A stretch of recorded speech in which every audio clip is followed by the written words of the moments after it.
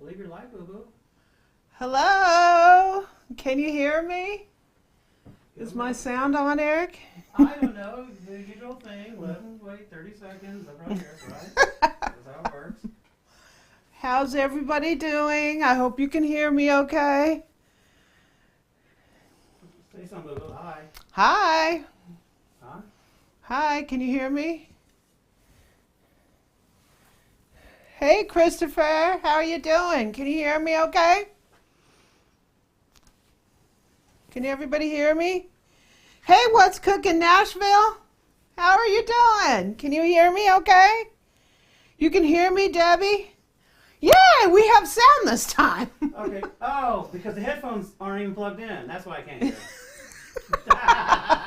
I think my control, what did you call yourself? The VJ?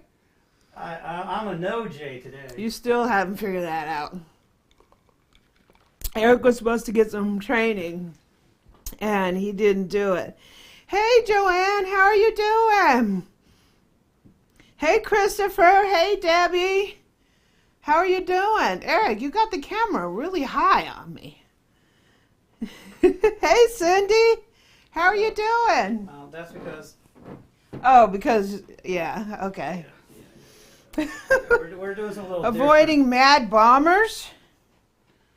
Mad bombers? Nashville. Yeah, I heard about that. Craziness going on. Craziness going on. Hey, Duncan Paul, how are you doing? I hope everybody had a Merry Christmas. We have Eric here with us. Hopefully you can hear him because I'm the only one with the mic on. Hey, CJ Smart, how are you doing? Whoops. But my laptop just went crazy. Some kind of Surrey thing just came on. So, how are you guys doing? You can't figure out how to change from Barry to Mary. So, that's Mary and not Barry, right? Do I have that right? Awesome. Cool, Duncan. Hey, Carolyn, how are you doing? How is everybody? Thanks for joining us. Merry Christmas, right? Merry Christmas, boo. Well, Merry post-Christmas. Remember, Christmas is yesterday. Well, you know, I declared Christmas is going on till Sunday, so. Yeah, I don't know if that's just going to delay taking the whole tree down, playing with the stuff outside. Yeah. I just declared that Christmas is going on till Monday. So, Eric, can you guys hear Eric? Let me move my mic. Now you'll really be able to hear me. Well, we thought we'd simplify things this time, right? Since I'm so perfect over there figuring what mics to turn on and off, and then you guys are like, we can't hear you. But you hear me over there like, yeah, Eric's too loud. Amy's not loud enough. I'm like, okay. What do I got here? This is for my tablescape. You want some ambiance, Eric? Oh, yeah, why not? This is where my tablescape was, and I, of course, haven't taken it down, and half my stuff is still here. The problem is... So there we go. We got some ambiance. We've adopted a zero tolerance for stress for Christmas, right? The day before Christmas, we had a crazy rainstorm. Amy's like, oh, my God, Eric, I got to get some of your gifts. I'm like, it's the day before Christmas. Don't worry. They'll be there the day after Christmas, right? I don't want you to go wet. I don't want to get wet. You know, period. All that good stuff. So I'm like, let's enjoy baking and having a good time. So that's what we did. And then Christmas came. Guess what? We didn't cook a big meal. Why? Because it was too stressful. We ate leftovers. So yeah, we didn't end up cooking. We cooked Christmas Eve, but then what do you guys think of this sitting in front of here? I don't know. I just hope the camera doesn't focus on it and not us. And these guys are saying, Eric, Amy, you guys are blurry, but the candles look pretty. Hi, Madeline. Madeline. Oh. Thank you. Hey, Christopher. Hey, Ann. How are you doing, Ann? You got the slicer shredder. I hope you had an opportunity to use it. Cut something up. Yeah, that thing's pretty cool. Hi, Mary. How are you doing? Hi, Catherine. How are you doing? Erica, how are you doing? Georgette, Aiden. How are you guys? Hey, Aiden, how are you doing? And hi, Lizzie from the UK. How are you doing? You guys are ahead of us, right? Yeah, by at least 6 hours. Yeah, at least 6 hours. Awesome, awesome. So, what'd you guys get for Christmas? I have one item right here that I got for Christmas. Okay, we don't really have a format for this show, but what we do have is we have a couple of gifts that are kitchen related, always, right? And we do have a little footage from our own decorations, right? The tree. You guys saw the tree part 1, right? How we killed it and drug it in the house and beat it down caveman style. But you never saw what it ended up like, unless maybe on Facebook Amy may have cheated and taken a few pictures. But you still don't know the whole story, do you? So Amy put together a nice little clip that's a couple minutes long to show that. Our lovely ice storm that we had that was just so nice to our blow-ups. And then, of course, we had goodies. Yeah. So, Lab Painter, hi from the Blue Ridge Mountain in Virginia. Awesome. The Blue Ridge is amazing, right? We already have a name for our our farm. If we buy a farm, we already have a name for it that has to do with the Blue Ridge. Trisha, how you doing? CJ Smart, you got a Miracle Blade knife set. Awesome, awesome. Awesome. Knives are always fun. Christopher got him some socks, games, songs, I don't know what else. It was like National Lampoon's Christmas Vacation. Yeah. Well, let's just say the last couple of days have Debbie. been interesting to say the least. Yeah. Debbie got a Pioneer Woman cookbook and Elf on the Shelf. Awesome. Love cookbooks. As a matter of fact, I told Eric, because Eric got me that surprise cookbook, and I said, Eric, you have to pick out a cookbook and then get it for me, and then I'll cook something out of it. But he has to pick it. But he didn't give me one. I joked that I was going to go to Ollie's because Amy loves to go to Ollie's because all the cookbooks are like $3 or $4. So she goes, oh, well, then just go get me the whole store. I'm like, oh, really? So I pulled the COVID. I'm not feeling good. I don't want to go out and catch something. So sorry, no cookbooks for you, right? Ooh, Lab Painter got a beautiful red Dutch oven casserole. Erica got a jacket. Teresa got an egg. Wow, awesome. Eggs are cool. You got an egg. I think I saw that picture of that. Did you post a picture of that? Cindy got a meat grinder for the KitchenAid. Cool. Baritone Man, hey, how are you doing? I got a beautiful Riot Le Creuset covered casserole and a made-in carbon steel saute pan and wok. Awesome. I got something right over here. Okay, she's aching to... before we go to the phones, we do have a phone number here for you. We're going to let her phone charge a few more minutes. Yeah, hopefully it'll be fine. It'll work this time. It's close. Ooh, you had a white Christmas, Cheryl. That's awesome. Okay. It's orange, right? You guys saw what that is? Orange! Ooh! That's the orange I love. Happy birthday, Le Creuset. You're only like, what, 96 years old? 96 years old. He'll be 96 in like another week. Yeah. All right. Kenwood play mixer for Christmas. I've seen that play mixer. Amy was watching. That thing is so cute. Amy was watching QVC like a month ago. And I don't know. We got off the shelf. Facebook, we're talking about Got colors. it last year. Awesome. Hey, Boo. Doesn't this box, as soon as you see this box, it's like, I don't know. I can't. oh, now it won't open, huh? Well, am I opening the right one? As soon as you see this orange box, you're usually like, oh my God, my heart is stopping, right? Well, yeah, Baritone Man says, I love that box. I want to keep the box. Well, the box is nice. It just doesn't open and close all easy. Okay, we'll give you a hint. You see what this is? Ooh. That's the lid. So that's the color. This was called something funny. They don't call it just lavender. They got to call it something crazy. Yeah. This was like a This was from QVC, right? Yeah. And They ran this. I hit it for like last month. Amy like tripped over it 8,000 times, didn't even recognize it. Lorraine got a Meeson bread knife. Awesome. And a red Ank named Ingrid Bergman. There we are. I love that. Does this have a name on it? Oh, that's sweet. I love the color. Does it have a name down there somewhere? Do they say anything? But the name is on the side of the box. Oh. I'm not that brilliant to figure that part out. It's Bluebell Purple.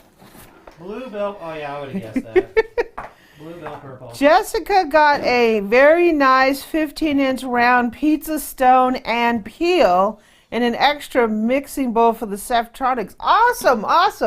Extra mixing bowls are like, to me, you gotta get an extra, you buy a mixer, they're expensive, but along the way, maybe your next purchase for your mixer to me, it's an extra bowl. Because when say you're making something like you're making whipped cream and you're making a dessert, or you're making a meringue and a lemon meringue pie, you need 2 bowls so you don't have to keep washing them out. Keep washing all the time. Look at this. Let's get this out of the way. All right. I see gift number 2. So, are we going to play like this is like a horror movie where like when you first turn the movie on, if somebody doesn't get slashed in the first 5 seconds, you're like, flip the channel. So that's why we whipped out the Le Creuset. Yay, right? Now we're going to downgrade to a slightly cheaper present, right? This is sweet. I like this. Thank you, If I jam this too close together, maybe you guys... What's interesting about this is it's narrower and deeper, but I think it's a 5-quart, right? I don't know. Is that what it says? Like I know. Let's see.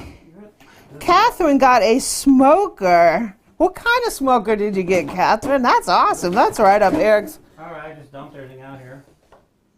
It says 5 liter, 5.0 liter. Okay. 5.25 quart, U.S. quarts. Oh my gosh, I love this thing. Oh, there you go. This is beautiful. It's got the metal handle. Sometimes they come with a plastic handle, and if you're going to make like Dutch oven bread or something, you're going to put this in a ripping oven, you really need to replace the handle that a lot of them come with the metal. Whoops! Yeah, I like that. All right. Oh my gosh, I love it. You ready for the next unboxing? Hold on. Let's see. One of my favorite colors. Yeah, Lizzie, this is, oh my gosh, I love this. Well, because you guys on the Facebook group were yelling, which colors you like the best and stuff. And Amy was going between this and some other color, but because she was... The white one, but I already have a white one, so... Oh, she was geeking over this a lot, so that's why I got this one. Oh, you got some I can't pronounce that. TUO knives, and got some new knives. Awesome. Okay. I actually have some in there we can play with. I think the color in Provence. You know what? They listed this as Provence You're probably on right. the listing, but the box says... The box is goofy. So this is the question. Did QVC promote one name for the color, but really Le Creuset that ain't the color? Yeah, I don't know. I do remember that now. It was called Provence, but yeah. Yeah. That's funny. Oh no, it just looks perfect. Also, could you possibly say that I kind of got myself my own Christmas gift?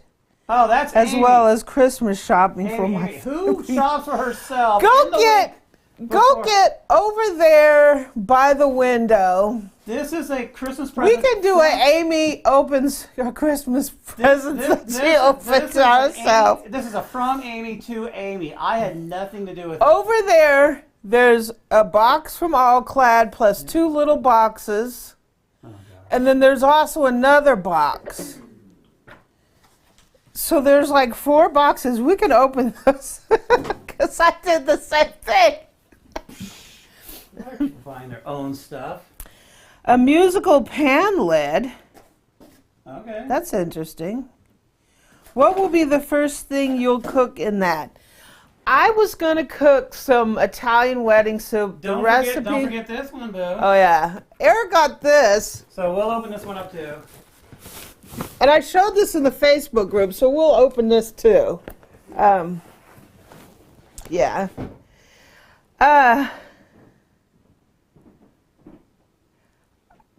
So I was going to make the Italian wedding soup on Christmas Eve. And so Christmas Eve we decided to make enchiladas. But because of all the wrapping and all getting everything together, we didn't even make the enchiladas. We made them as tacos and ate them that way. Christmas Day, we just ate leftover tacos. But I was going to make my Italian wedding soup. There is a recipe for it up on the website. And I think that's what I'm going to make first. This is on your list? Oh, yeah. Okay, so this is Amy buys herself some Christmas presents. Everything that we're now adding, yes. Amy Hey, Cash, how are you doing? How are you doing? So Cash got himself a cart for his HL6. I saw that. That's awesome. How long have I been live? Only a few minutes. We were slightly late because we again had an audio problem. I hope the audio's okay. There's no echo or anything like that. If you guys are hearing any echo, let me know. But I'm hoping that's okay. Echo. There shouldn't be because we only have one mic going. All right. Your mom got an air fryer. Awesome. Awesome. Air fryers are the bomb. The air fryers are the bomb. I love it. What kind of air fryer did you get, Christopher? You got yourself a 10-door oven? Is that... I'm thinking that... Is that the... Where you get like the pan and it has like a lid that goes up in a cone? Is that what that 10-door oven is? Oh, your cousins are there. Awesome, Cash. I got a Mickey Mouse crockpot set. Cool, cool. Mickey Mouse cutting board and some Temptations cooking utensils. That sounds cool, Jeremy. Apart from kitchen stuff, I'm a fiber nerd. Awesome. Carol, you are very good to yourself. I am very good to myself. People think that Eric spoils me. I mean, he does, but I also spoil myself as well. Way too much. Mickey Mouse stuff. Awesome. Have you purchased any Temptations recently?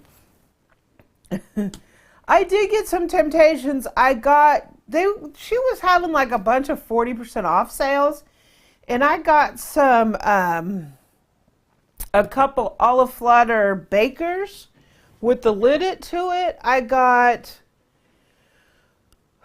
what else did I get? I got those cloches, which I have one over there.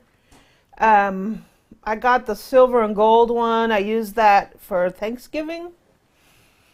You got a Belgian flip waffle maker, Cash. That's cool. There's one I saw on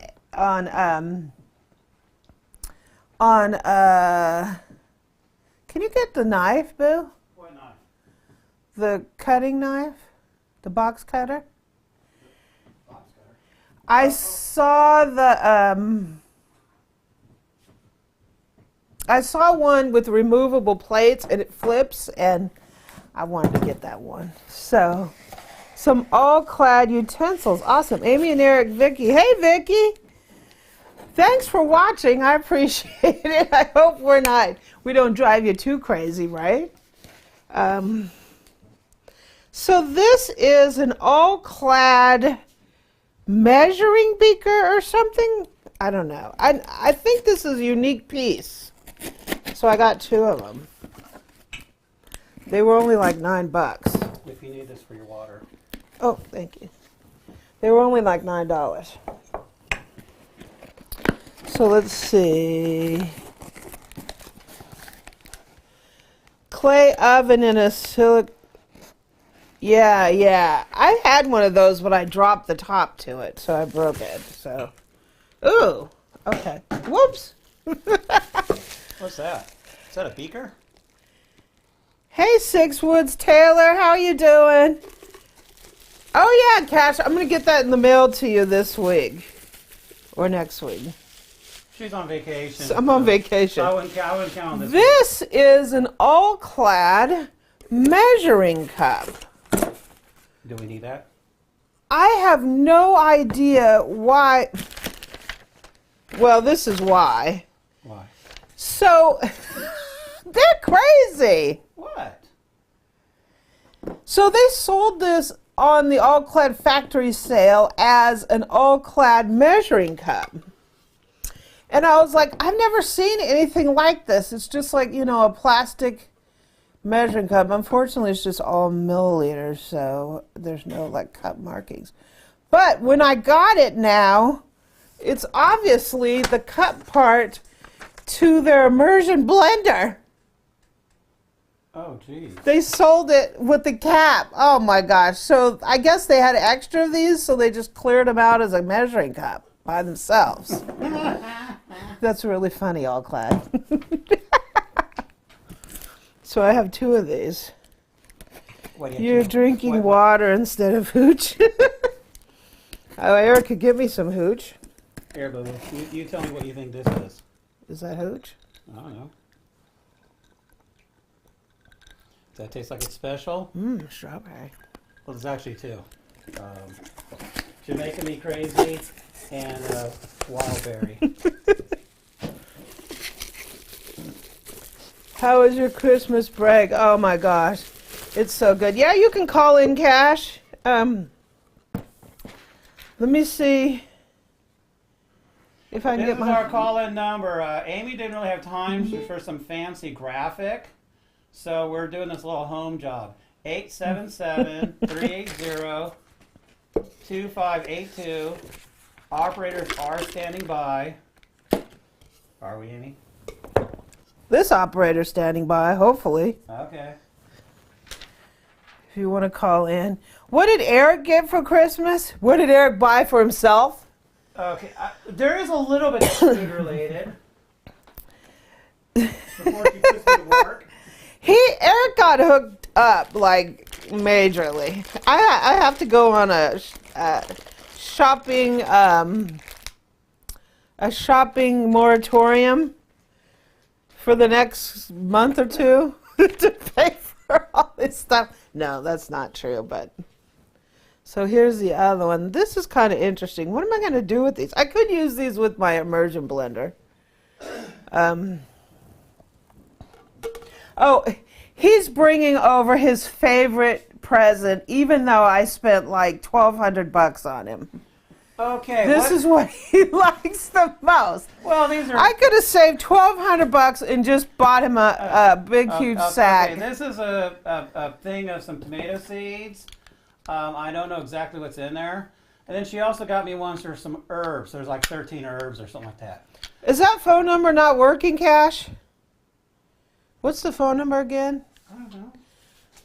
Throw it up there. You got that, Cash? 877-380-2582. I'm sure you got that memorized by now, right? No. If that's not working, Cash, let me see if I can... I don't know. Hopefully it's working. I turned it on. Get you on Messenger or something. So anyways, long story short, she bought me this stuff because a couple of things happened in life recently, right? We had our summer bell peppers and all that stuff. Yay, right? I took a couple of plants down to the basement thinking I could just keep them going over the winter. Problem, they were infested. And when we took them down in the basement, they had a party. All the leaves were shiny. Just massive, I think, a scale, which is really hard to get rid of. Those little critters are nasty. And then, of course, the gnats were having a party too, right? They're just all over the place. So I had to take it outside and just let them die in the cold. So I was pretty, feeling like, okay, we're not going to have any, stuff over the winter. In fact, I even killed my 2-year-old rosemary bush. It was that bad a shape. Yeah, what who that could be? I want to turn it down. Hi, thanks for calling Amy Learns to Cook. Who's calling? This is Cash. Hey, Cash. How are you doing? I'm doing good. So that phone number actually worked this time. Yeah, it did. Well, you know, last time Put me on. what happened was I subscribed to a service that gives me an 800 number, and then it forwards to any other number you want it to. This way you don't have to publish your personal phone number, right? And you buy so many minutes. So I have like 700 minutes or something. 1,000 minutes or something a month because I'd only use it for this. And I hadn't used it like all that month, so I still had like 1,000 minutes. Well, when one person called and I used more than like 20 minutes or something, they turned it off thinking I was going to exceed my minutes, even though I still had almost 900. Their excuse was, we have a daily limit. You have a daily limit, so we take your 1,000, we divide by 30, and you basically get to talk for 10 minutes. And let's see, you had a 20-second call there, a 10-second call, and Amy's like, I got a 2-hour live show. I was like, I don't use it every day, so I don't want a daily limit. I only use it twice a month. Like 15 hours. I should have 15 hours available. Oh, well, we got to go talk to them about this, blah, blah, blah, blah. So they fixed it. The usual song and dance. Yeah. So. Suppose they fixed it. So but anyway, hey, Cash, so how are you doing?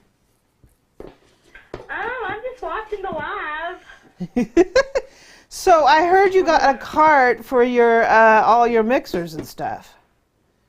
I did. Those carts are It's a amazing. Seville Classics? Mm-hmm. Yes, Seville Classics. The box was huge. It was so big. It was actually easier than I thought it was to put it together. Yeah, they're pretty easy to put together, and they're really high quality for what you get. What are you doing, Eric? So look at these. I got these baking pans because none of my Hey, Cash, does your Seville Classic look like this one? So this was my big present. I can't really hear that well. You can't really hear that well? It's fuzzy. Okay. Is it fuzzy through the phone? Whoops. Sorry about that. Is it fuzzy through the phone or through YouTube? It's fuzzy through the phone. Oh, okay. So Eric got me one of these, and I don't even know how to pronounce this because it's like an acronym. It's a Famag. Spiral mixer. Yes. That thing is pretty cool, huh? But you got one of these carts. The cart, yeah. Yeah, I saw the spiral mixer on Facebook, and I was like, uh-oh, Amy's going to have to move the HL6 out of the way. No. I've never moved the HL6 out of the way. One of the things about these spiral mixers is they do straight dough. They don't have a whip. They don't have a paddle. All they have is a dough hook. Now, does the bowl spin or just the beater? The bowl spins. The beater spins. No, the beater is stationary. I think the beater spins too. I don't know. I've seen those in like restaurant kitchens, and have you turned it on? Yeah, we turn on. Yeah, so that's the dough hook. Oh yeah, my bad. Yeah, so he does turn, but so does that too. So yeah, this really doesn't like replace a regular mixer because all this does is dough. Yeah. It doesn't. You wouldn't really make cookies, even though the cookbook that comes with it did have a couple cookie recipes. I don't know how you'd make cookies. You can make cookies. You can make cake. How would you make cakes with that spiral beater? I don't get that. I don't know. maybe their cake is a little heavier duty. I don't know. I don't know. So it's got this little garden here. I mean, we'll do a full testing on it and stuff, and Amy will, wham all over it. So how many pounds of dough can you make in this thing? I think with a 60% hydration, it's rated for 18 pounds of dough or 18 pounds of flour. I got the two confused. And then if you add more water, you can get more weight out of it. But if you got to do more than 20 pounds, then you go to the 10 quart. This is an 8 quart. So this one here weighs about 77 pounds. It is a beast. Which is why it's on the cart. It's an absolute beast. So these things come where it lifts, like what you saw, and some are just fixed head where it doesn't. Some are the bowl is fixed. You can't take the bowl off. You can't take the bowl out. Yeah.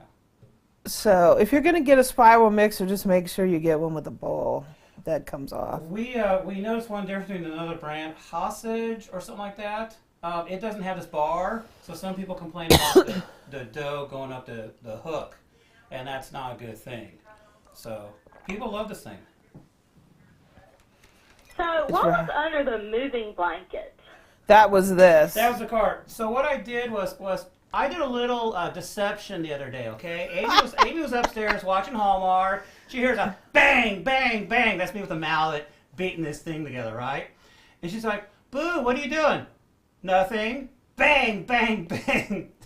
Hey, is it my fault she didn't come down and see what I was doing? So basically, I got it put together, threw a U-Haul blanket over it, and crammed it into the corner underneath the tree, right?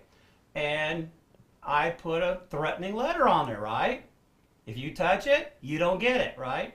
So she was good. She didn't go peek or anything. And then I was thinking, do I give her the mixer or not, right? Because would that be cool to like open it up, like today in front of everybody, not knowing that I bought it for her, right?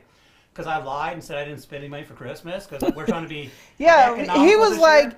He pulled this off and he was like, oh, we're not going to spend that money, much money on Christmas. And I was like, well, heck, I just spent like $1,200 at least. She bought me all kinds of good stuff, right? I mean, she bought me a new table saw, circular saws. Thingies. She bought me all kinds of hydroponic stuff. I bought him like a whole hydroponic system. None of that stuff is cheap. So I bought a bigger tent. I bought shelves. I bought the pumps. I bought the tubes. I bought seeds. I bought all kinds of stuff for hydroponics. The thing was, when I unveiled this, she goes, oh, I could put my Instant Pots on there. And I'm like, is that all you want to put on there? I do. I was happy about that because I was like, I bought these little round carts that they were buying during from Target when the Instant Pot sort of blew up. Everybody was buying these round carts, and I bought 2 of them for my Instant Pots, and those things just tip over. They do all kinds of stuff.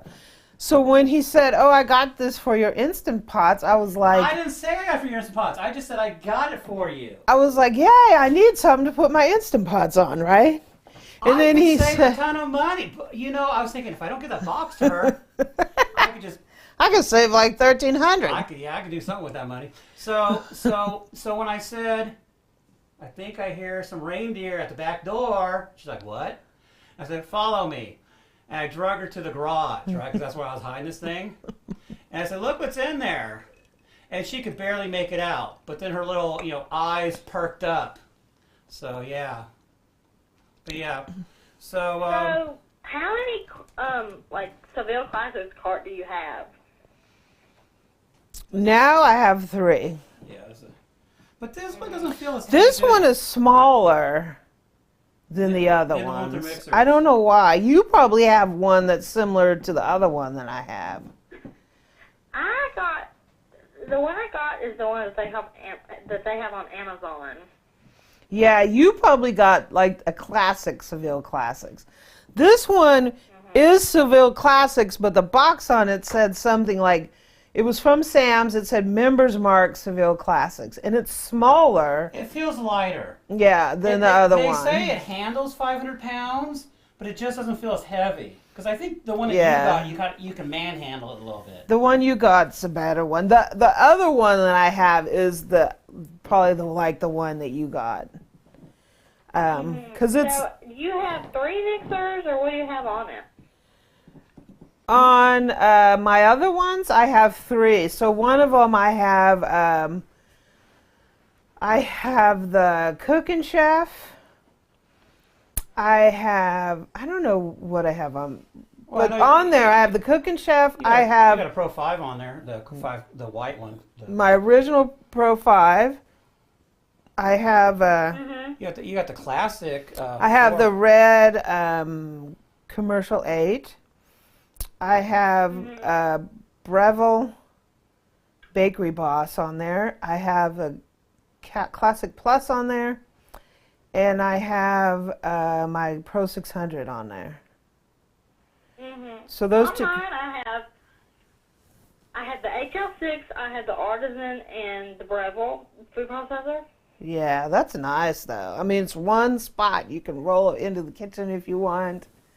I really like those But cards. if you want something really crazy cash, get the heavy duty work.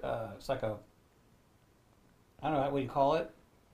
It's like about Seville Classics is behind it, sort of. We got ours at Sam's Club, but it weighs like 200 pounds. But you can put like 500 pounds worth of stuff in it, and that means 300 pounds worth of mixers on top if you want. Yeah, I have one. Oh, that thing's huge. I have a small one that I keep my knives in, and then I have a big one that's like a triple. It has.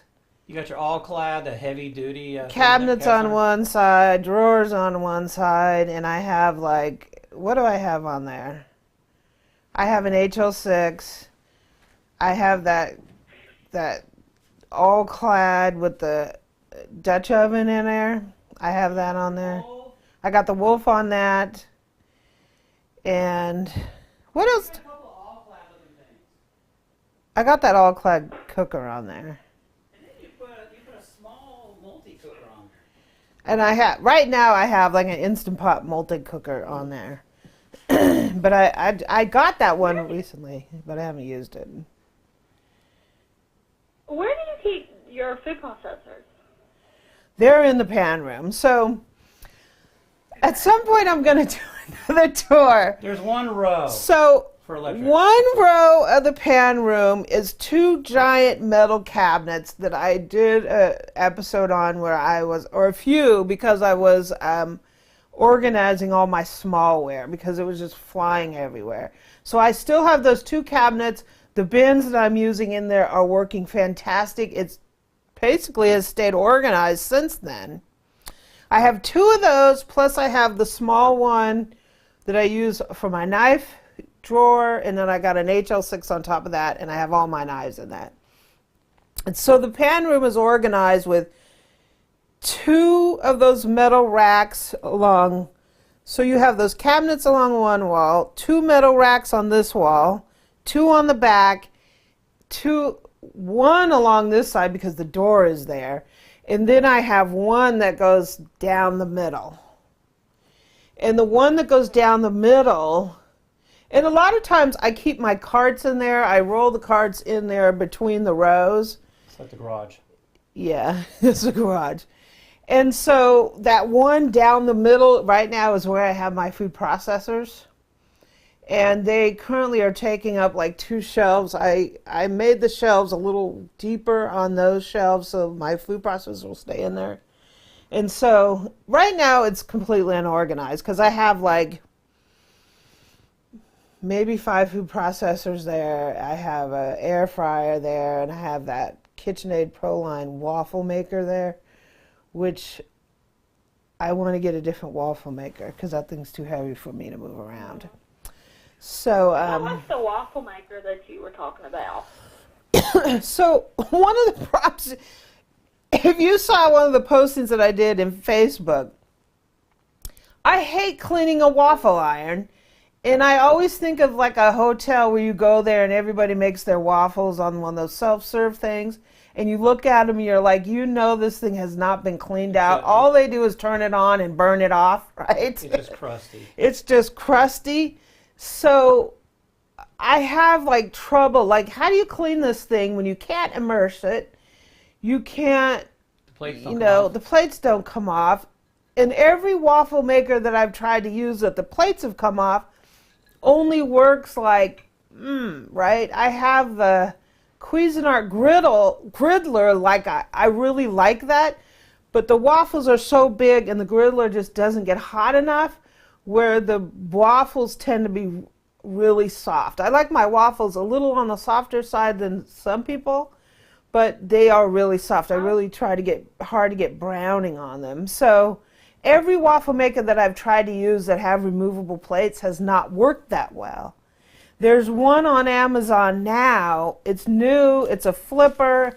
It has removable plates. It has like 1,000 reviews, and it's up like 4.7 or something like that. The one that I got is the Presto flip-side waffle maker. So is that like, it looks like a traditional one, but then you rotate it? Yeah, and then it rotates. It's not like the KitchenAid one that you have where it's like on a stand. Yeah. You flip it on the counter. But And it's not a double. Is it just a single-sided one? Does it do two at a time or just one? It does one at a time. Okay, yeah. And they have one that has the metal plate, and they have one that has the ceramic, and I got the one with the ceramic. And it's pretty easy to clean. Just wipe it down. Yeah. That Pro line, I mean, that thing is a beast. I love it. Like, I love it. Like, you know how you have something that's awesome and it's just like, it's like totally overkill. It's a beast to move. But it's not practical. No, and the thing on it is like, so it's the flipper on it, I kid you not, it's like a giant bowling ball on there, like even heavy like a bowling ball. So when you flip it around, I don't know.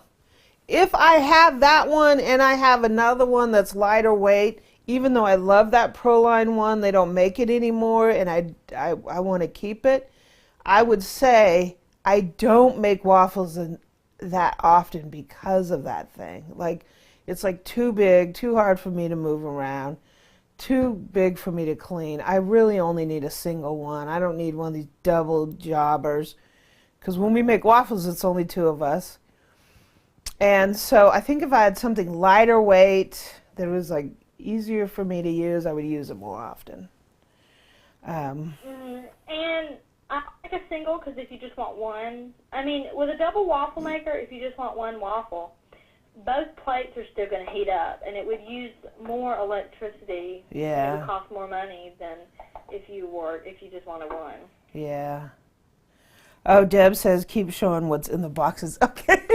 So. Well, question: should we be fair to everybody in the world? Yeah. And Cash, we love to hear from you, but we can't let you talk for an hour. I'm just talking for an hour. Well, yeah. She just lets you keep going too, but. So. I don't care. So it's. Do you want to hang up on him so we can let other people call? No, someone wants to talk about this stuff. Well, talk about this. So yeah, keep posting pictures, and I'll get that out to you next week. Are you done with this? Not yet. I haven't. Well, yeah, thank you for that. Yeah. I hope you like it. I do. Happy birthday. Okay. Okay. We'll talk to you later. Okay. All right. Bye-bye. Okay, bye-bye. Bye-bye. So this is, I love my USA pans. USA pans. But I also wanted something that came with a lid. So I bought this. This is a Wilton Recipe Right. These are really inexpensive. So if you want a cheaper option, I think these are like $10 a piece or something. So I don't know how I'm going to like this because I don't know how these are going to cook. What do you think about these lids, Eric? I don't know. Look at these lids. I don't know. Maybe I got this because, like, if I want to make a quick cake or something and I want to be able to keep it, I could use one of these lids instead of... What do you think about these lids? Do you think these lids are kind of chintzy? Oh, who knows? I would say that they're not... We can do a prediction for 2021, how long till Amy destroys them. All right, we're going to call her. Whoops, sorry about that. Hi, thanks for calling. This is Amy Learns to Cook. Who's calling? Christopher, Shelly. What was that? It's me, Chris. Oh, Christopher, how are you? You're not going to sell us a warranty, are you? Hey. I keep getting these calls about warranties. A car warranty. How's it going? Merry Christmas. Can you hear me? Oops, I think you're cutting out. You there? Hand me this one, Eric. Do what? Oh. Are you there, Chris? For some reason you're cutting out. Might need to call back then. Yeah, something's happening. Some reason you're cutting out.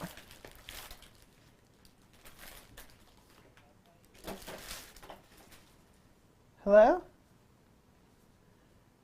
Can you put your phone speaker? There you go. May I call you later? Yeah.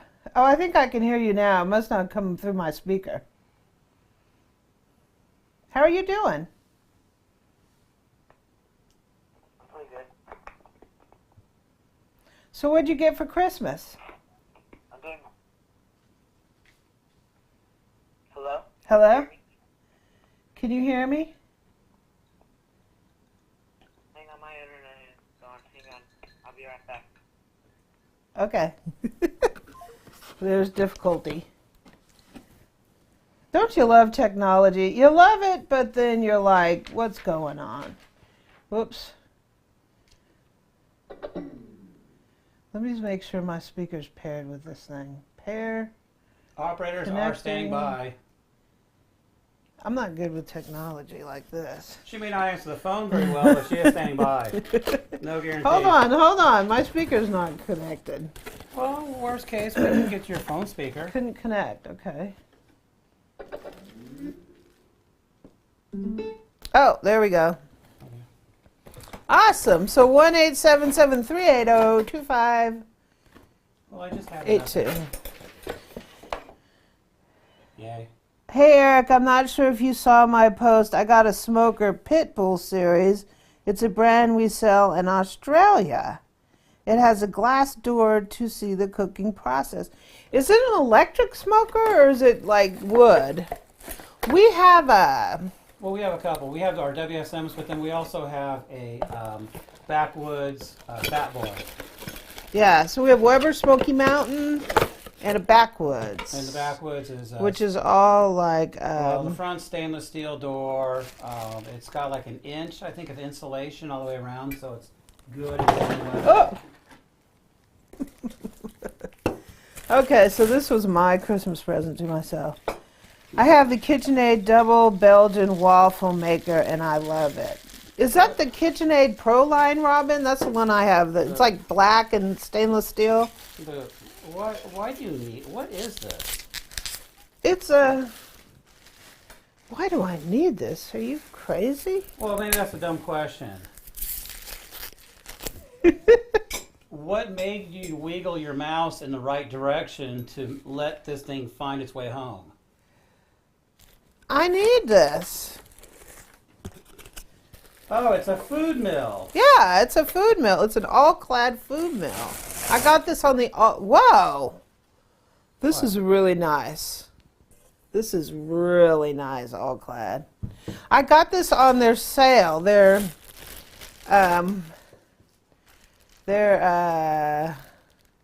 factory sale. So this is normally like $99, and I think I paid 40 something for it. All right. You know, I'm always down for a bargain. So, I was scared when Amy learned the website Everything Kitchens, right? Because I made the mistake introducing her to that website. Now I'm scared. But now that she's aware of All-Clad's website where you can just conveniently save money, that's not good either, right? oh, that's a problem. What? I had my thing on live chat, or top chat instead of live chat, so I didn't see all the chat. Do you use this machine? The old machine? I made your potato and leek soup. Delicious. Awesome, Deb. Awesome. Glad to hear. I love that recipe. How do you put this together? I don't know. So it has a medium, a large, and A medium. Oh, this must be small. Insert post of handle onto hole in center of sieve. Press. Did you understand that part? Let me see this. Insert sieve with dome side up into the bowl of. Yeah. Okay, we got that in there. Oh. Insert post of the handle into. Oh, sweet. This is nice. And then you probably need to get these little thingies hooked up there, maybe. Which is probably impossible. Is that why it's on sale? Huh. Nice. Nice. Look at that. So this is a food meal. So we can put my Reese's peanut butter cups in there, and I could have powdered Reese's. Cool. You could put tomatoes in here. You could put, oh my gosh, all kinds of shit. Peaches. What do you guys think of this? Number one, this is a really nice one. Some of these I see really cheap ones. Well, I mean, it's at like Bed Bath & Beyond or something. It has a little weight to it. It's obviously kind of thick parts. So, yeah, I mean, it's not going to bend on you. Should buy the KitchenAid immersion blender to go with the stand mixer. Yeah, the KitchenAid immersion blender is nice. I had that one.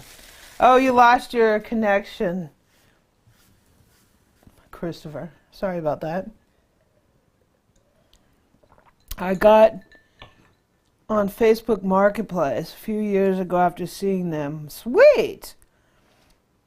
Sweet. Just spray it with hot water and wipe it clean.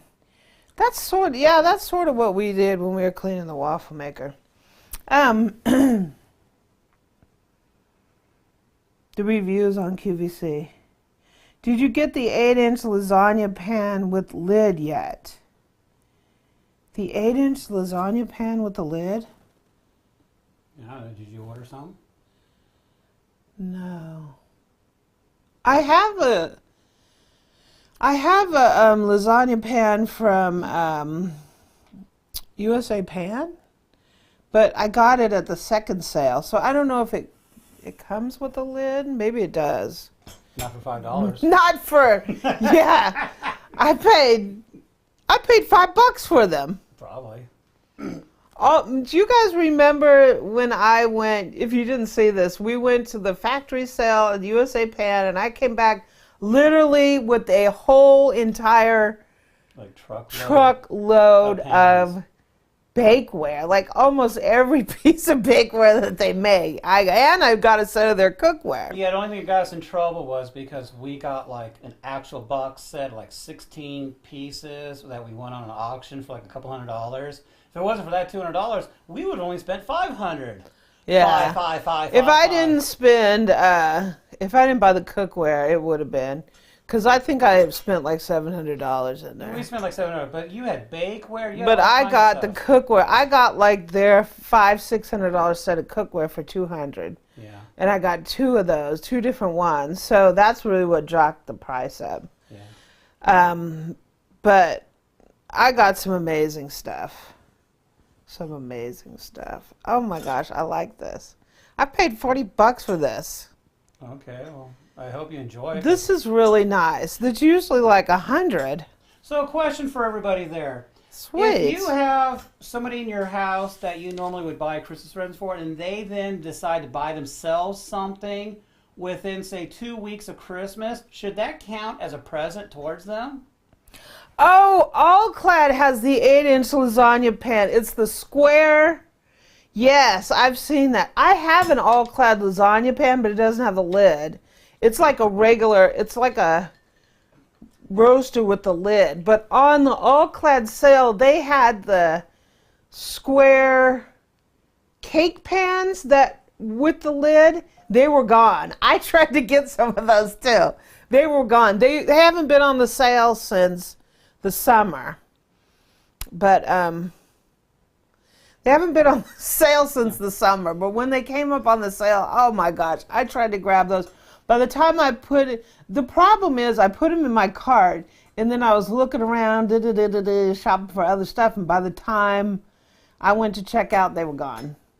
They were gone, like boom, because they had them like, I don't know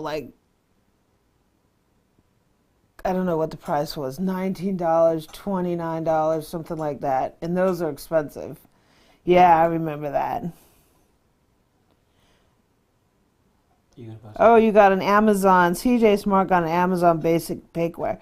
You know, I haven't bought any kitchen stuff from Amazon Basics. I saw their stand mixer, and I saw a video someone did, and it was just god awful, so I didn't get that. But they have some pretty good stuff. I saw they had some like dinnerware that looked pretty cool. So let me know how you like that bakeware, because I'm sure they have. That video got me hooked on USA Pen. Okay. Hi. Hey, this is Amy Learns to Cook. Who's calling? Chris. Oh, hey. Oh, yeah, now you sound a lot better. Oh, okay, thank you. So how are you doing, Chris? Doing excellent, thank you. Awesome, awesome. Did you have a good Christmas? Definitely. Awesome. Did you get any new goodies? Well, my phone is supposed to be here right now, but I think the mail lady is here to pick. So I have not went downstairs yet. What was that? It hasn't gone downstairs yet, so it might be here. Maybe, maybe not. Oh, okay, okay. You're waiting on. He's waiting on something. Oh, you're waiting on the mail lady. Who is with you? Awesome. For some reason the phone's breaking up again, I think. Don't know. Who is with you? What is that? Who is with you? Who is with me? I'm Eric. Oh, this is Eric. Eric is here. Hey, Eric, how's it going? Pretty good. He's my better half. Somebody just seems like a phone. No, we're married. We've been married for 23 years now. Yep. 23 I years. appear, Dang, Yeah. that's hard. It is. It's hard, but it's not that hard. Would you say it's hard to? Well, don't even. Gosh, why did I even ask I'm that? just getting used to her yelling, so I just ignore her. My auto ignore is kicking in, so the longer we've been married, I tune her out faster. I shouldn't have even asked that question. I know I'm difficult, so I admit that. Christmas. What was that? Is your name Amy? Yeah. Oh, okay. Yeah. Amy, what do you get for Christmas? A mixer? Yep, I got that spiral mixer. That thing's pretty. Well, my grandma died in October, which is pretty sad because she we still have the KitchenAid mixer. We have one right now. You have hers? Sorry to hear My about. mom has hers. Oh, your mom does? Sorry to hear about your grandma. I know how hard that can be. I have two more grandmas. Oh, you have My two. grandma in Indiana and my grandma in Indiana. Awesome. Awesome. I know how hard that can be. I lost my grandma and still I'll never get over it. Never. But I'm sure she's proud of you. Holy moly. Yeah. Well, Amy, I'm glad to hear you had a great Christmas, and New Year's is coming up, so get ready for that, 2021. Can't be any worse than this year. I will definitely call you in 2021. Okay. We're looking forward to your call. We'll talk to you later. All right, bye. Bye-bye. Bye. Yeah, 2021. I don't like the stand mixer from Amazon. Yeah. That stand mixer doesn't look that great. It reminds me sort of the one from Aldi. It's kind of like my tripod from Amazon. Yeah, I got an Amazon Basics tripod. It holds a camera, but it doesn't do very well. Yeah. Some of their stuff is good and some, you know. Awesome, awesome. You're going to bust open those Viking mixing Okay. bowls? So, the Viking mixing bowls. That has a little story onto its This own. has these bowls have a little bit of a following, if bowls can have a following, right? If that's possible. I like this. If bowls can have a following, these bowls actually have a following. So,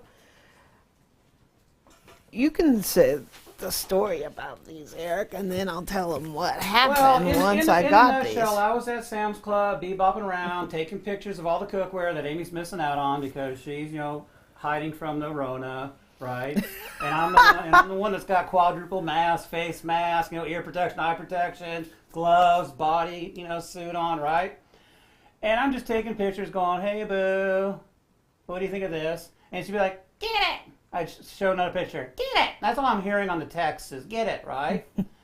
And of course, I tuned out the more expensive ones. But I'm like, these things were relatively cheap. Maybe $20. Yeah, like $20 $20 that for bad. the set. Good price. So I threw it in the cart, right? And then when I got home, I'm like, she didn't yell, you know, "Where's my bowls?" She didn't yell that at all. I'm like, maybe she didn't know I didn't buy them. So I threw them in the garage, right?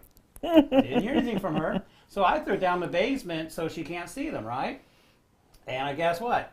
Became a Christmas present. Now, if she would have asked, like the chicken, we told you about the chicken, right, that I threw on the barbecue and I killed, and, you know, a couple weeks later she discovered the carcasses, you know? That she inquired about, but she didn't inquire about these, so this is fair game. This is Christmas present. So, love you, boo. Merry Christmas. Thank you, Bo. So when I posted in the Facebook group about these bowls, everybody was like, "We saw them at Sam's Club." Some people got them and loved them. Some people were wondering about them because they used to have a set of Tramontitas, and some people got those, and now they have these Viking ones.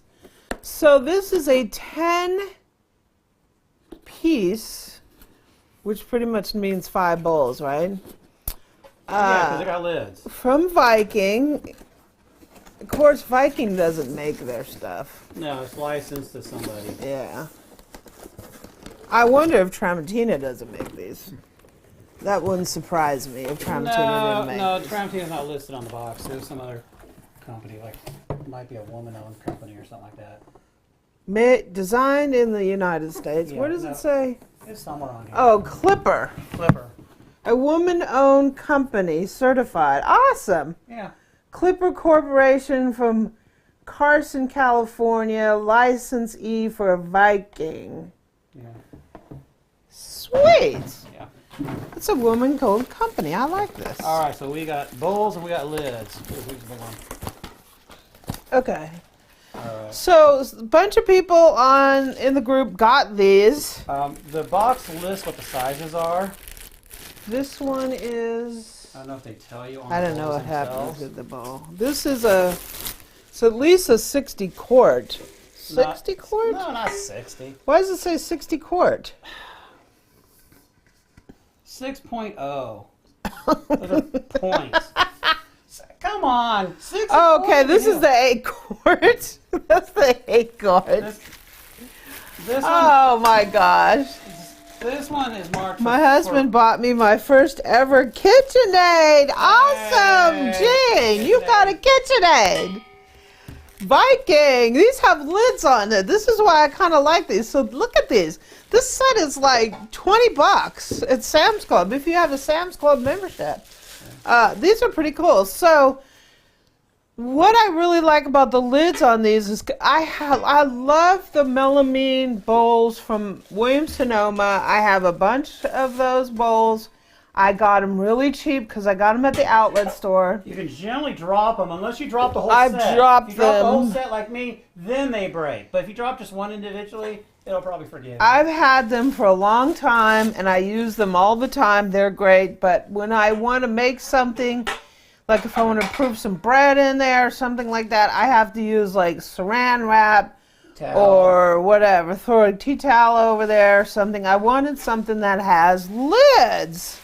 Yeah. And look, and they say Viking. Oh, I like this. I like this set. Whoever in the Facebook group has this set, I agree with you. This set is cool. You get points. I like this. So we have the 8 quart. This set is really nice. This is the 5 quart with the lid. Whoops, that's not the right lid. The 5 quart with the lid. This set is really nice. If you need some mixing bowls, go for this. And you see this at Sam's Club. They come in red and blue, right? Yeah, I got the black. We went with black. Just because I wanted it, to kind of match. Here is the 3 quart. They probably sell this set on Amazon. I'll put a link in the description after on the replay if they sell this on Amazon. If you don't have a Sam's Club membership. This is a little 1.5 quart. This set is really nice. This set would be a really nice gift. If you wanted to gift somebody like a wedding gift or even a late Christmas gift, this would be awesome. Zip over your local Sam's Club.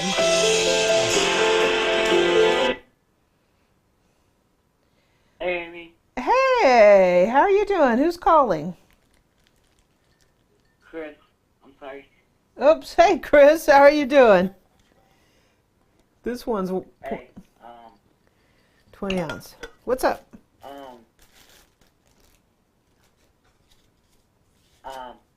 My grandma has a KitchenAid mixer. It's not, it's the white one, but Something's wrong with it? The white one. Is it a tilt head? No, Is it a tilt head or a bowl lift? I love the mixer. I love that mixer. It's good. It runs amazing. But you had said something. There's something wrong with it? No, there's nothing wrong with it. Oh, okay, okay. It's just the throttle. That's wrong with it. Oh, okay. Is it a tilt head or is it a bowl lift? It is a tilt head. It's a tilt head? Awesome, awesome. So do you use it? What do you make with it?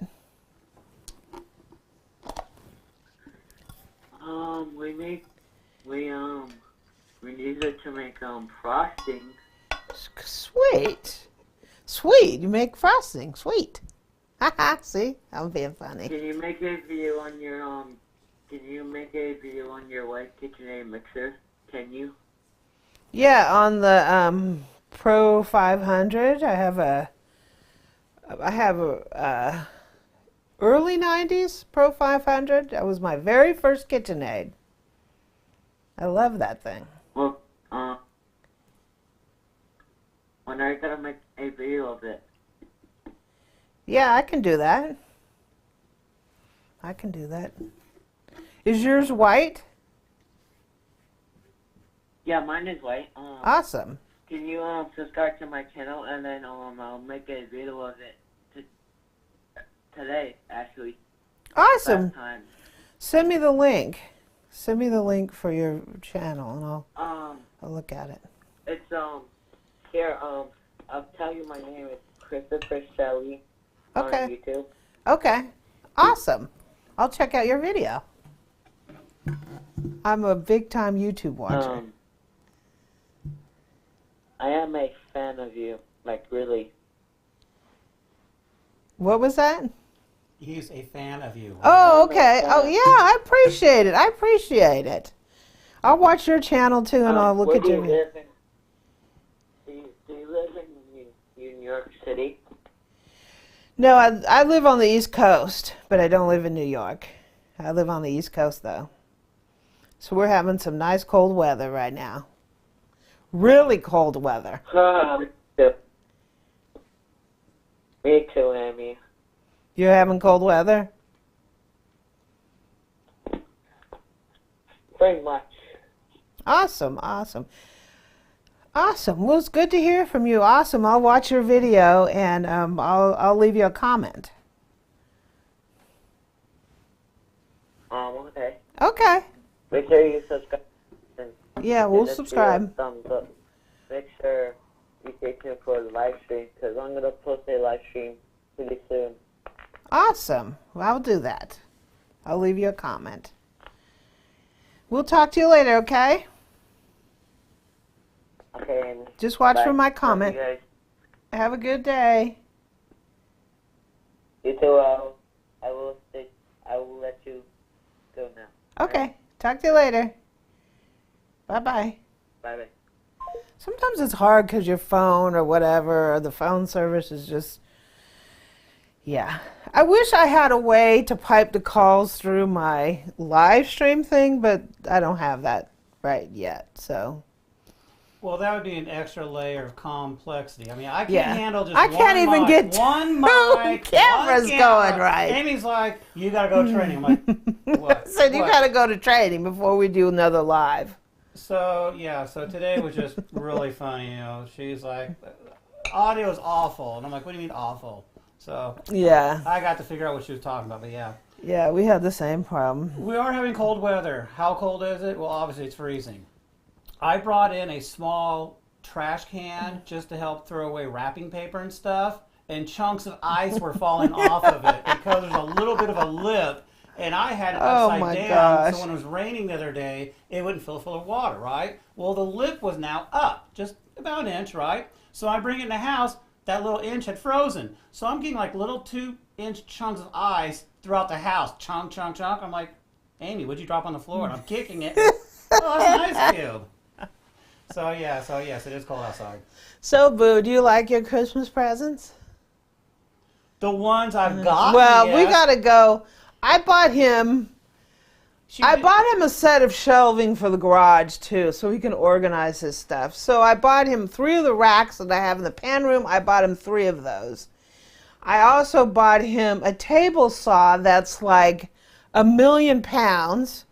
It's not 1,000,000 pounds. So we have to go pick it up. So I just gave him a picture of it, and it's on like... All it was is she was just basically saying, look, honey, I bought you a big present. It's going to have to go in the back of the truck, a.k.a. get wet because it was raining. It was raining. And there's no way she could... I said, well, let's just wait till after Christmas. That way you can bake, stay warm, don't have to go out the crazies. They're out there at the last minute.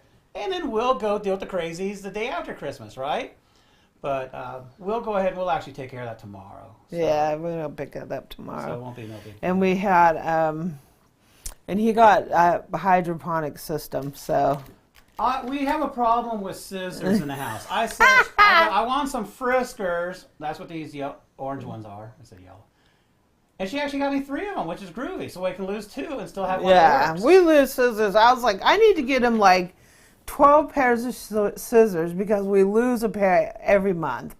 So if I get 12 pairs, I can Well, she buys these divvy them out she to buys him these every month. these kitchen ones that come apart. So I guess you can put them in the dishwasher Wash 'em. individually. I'm like, who needs that? These aren't going in the dishwasher. I don't really plan on, chopping mud with them, but, they're not. You lose scissors. Well, I don't know. Just put them back in the drawer. He loses them. I got him 3 pairs. We are going to show some footage of the tree. The Moose from Sam's Club from a year ago has a lantern, and it's not lit because the batteries were dead. So I was looking for the AAAs. Okay. We got a pack of AAAs. You know where they're at, Boo? Somebody put them in the drawer for the computer over there. That's not where they go. So guess what? Someone said Boo looks sad. The problem is, I mean, when Christmas kicks off every year, Christmas makes me sad for some reason. Do you get sad on Christmas? I don't get sad on Christmas for specific reasons. Like I lost my father during the beginning of December about 20 years ago. So that in itself is sad. But I don't go every Christmas and say, oh, it's Christmas, it's time to be sad. I think what it is winter reminds us of death a little bit because the trees don't have leaves anymore, the skies are overcast, and it's just blah. I mean, I like snow, right? Snow and ice. But spring, ooh, we got colors and life. And in the summer, you're back into the hot humidity, and you just wish it was snowing again. But if you think about winter, like when or when fall ends, and it's like you're going into this cold period, you sort of have to look at something that, the earth needs this winter to regenerate. So it's like a regenerating, time of year so that spring can happen. I mean, it's just a phase. Come on, you got to make everybody happy, right? How many people like spring? Summer? Fall? Gotta love the apple cider and the festivals. I like fall because I love summer too, but when the heat of the summer starts dragging on, it gets to the point where you're ready for fall. That's why kind of you like fall. She wants to be able to go outside, have a cocktail, and all that good stuff, and not be eaten by bugs, not have 800,000 degrees outside, all that good stuff, right? You can't do that during summer. Seasonal depression. It's a real thing. It is a real thing. I think there's anticipation. We don't want to be disappointed because we hype ourselves up. I think part of it is, on a high note, right? Nothing to depress you. But I think that I always think about Christmas as being about childhood. And every time it comes around, I'm realizing that phase of your life is gone and you're never going to have that again. And I always think about, I've always been my entire adult life driven by the future. And I think sometimes when I've been driven so much by the future that I'm not paying attention to what's going on in the present. Well, part of it can be self-inflicted. If you had kids, then you relive your childhood through them, maybe. Yeah, right? Maybe, and because we don't have any. You had parents, now you're grown up, now you're the parent, and you got your kids. You're re-experiencing that whole Christmas feeling. You remember how Christmas felt when you were kids? Time out. You were excited. It was like magical. It was like all these things. Back in the day, we had no internet, no cell phones. We only got 3 channels, right? So for those, you had to entertain yourself. There was no such thing called take a time out. You got whooped. They would take a belt to you or a hand to you. There was no, now Johnny, go stand there and count. I can't say that I really got spanked every once in a while, but not really. I got in trouble. In fact, we like that, right? it beats being grounded. You got... Christmas is being about childhood. Hello? Hello? Hi, this is Amy Learns to Cook. Who's calling? Hi, my name's Carolyn. Who was that again?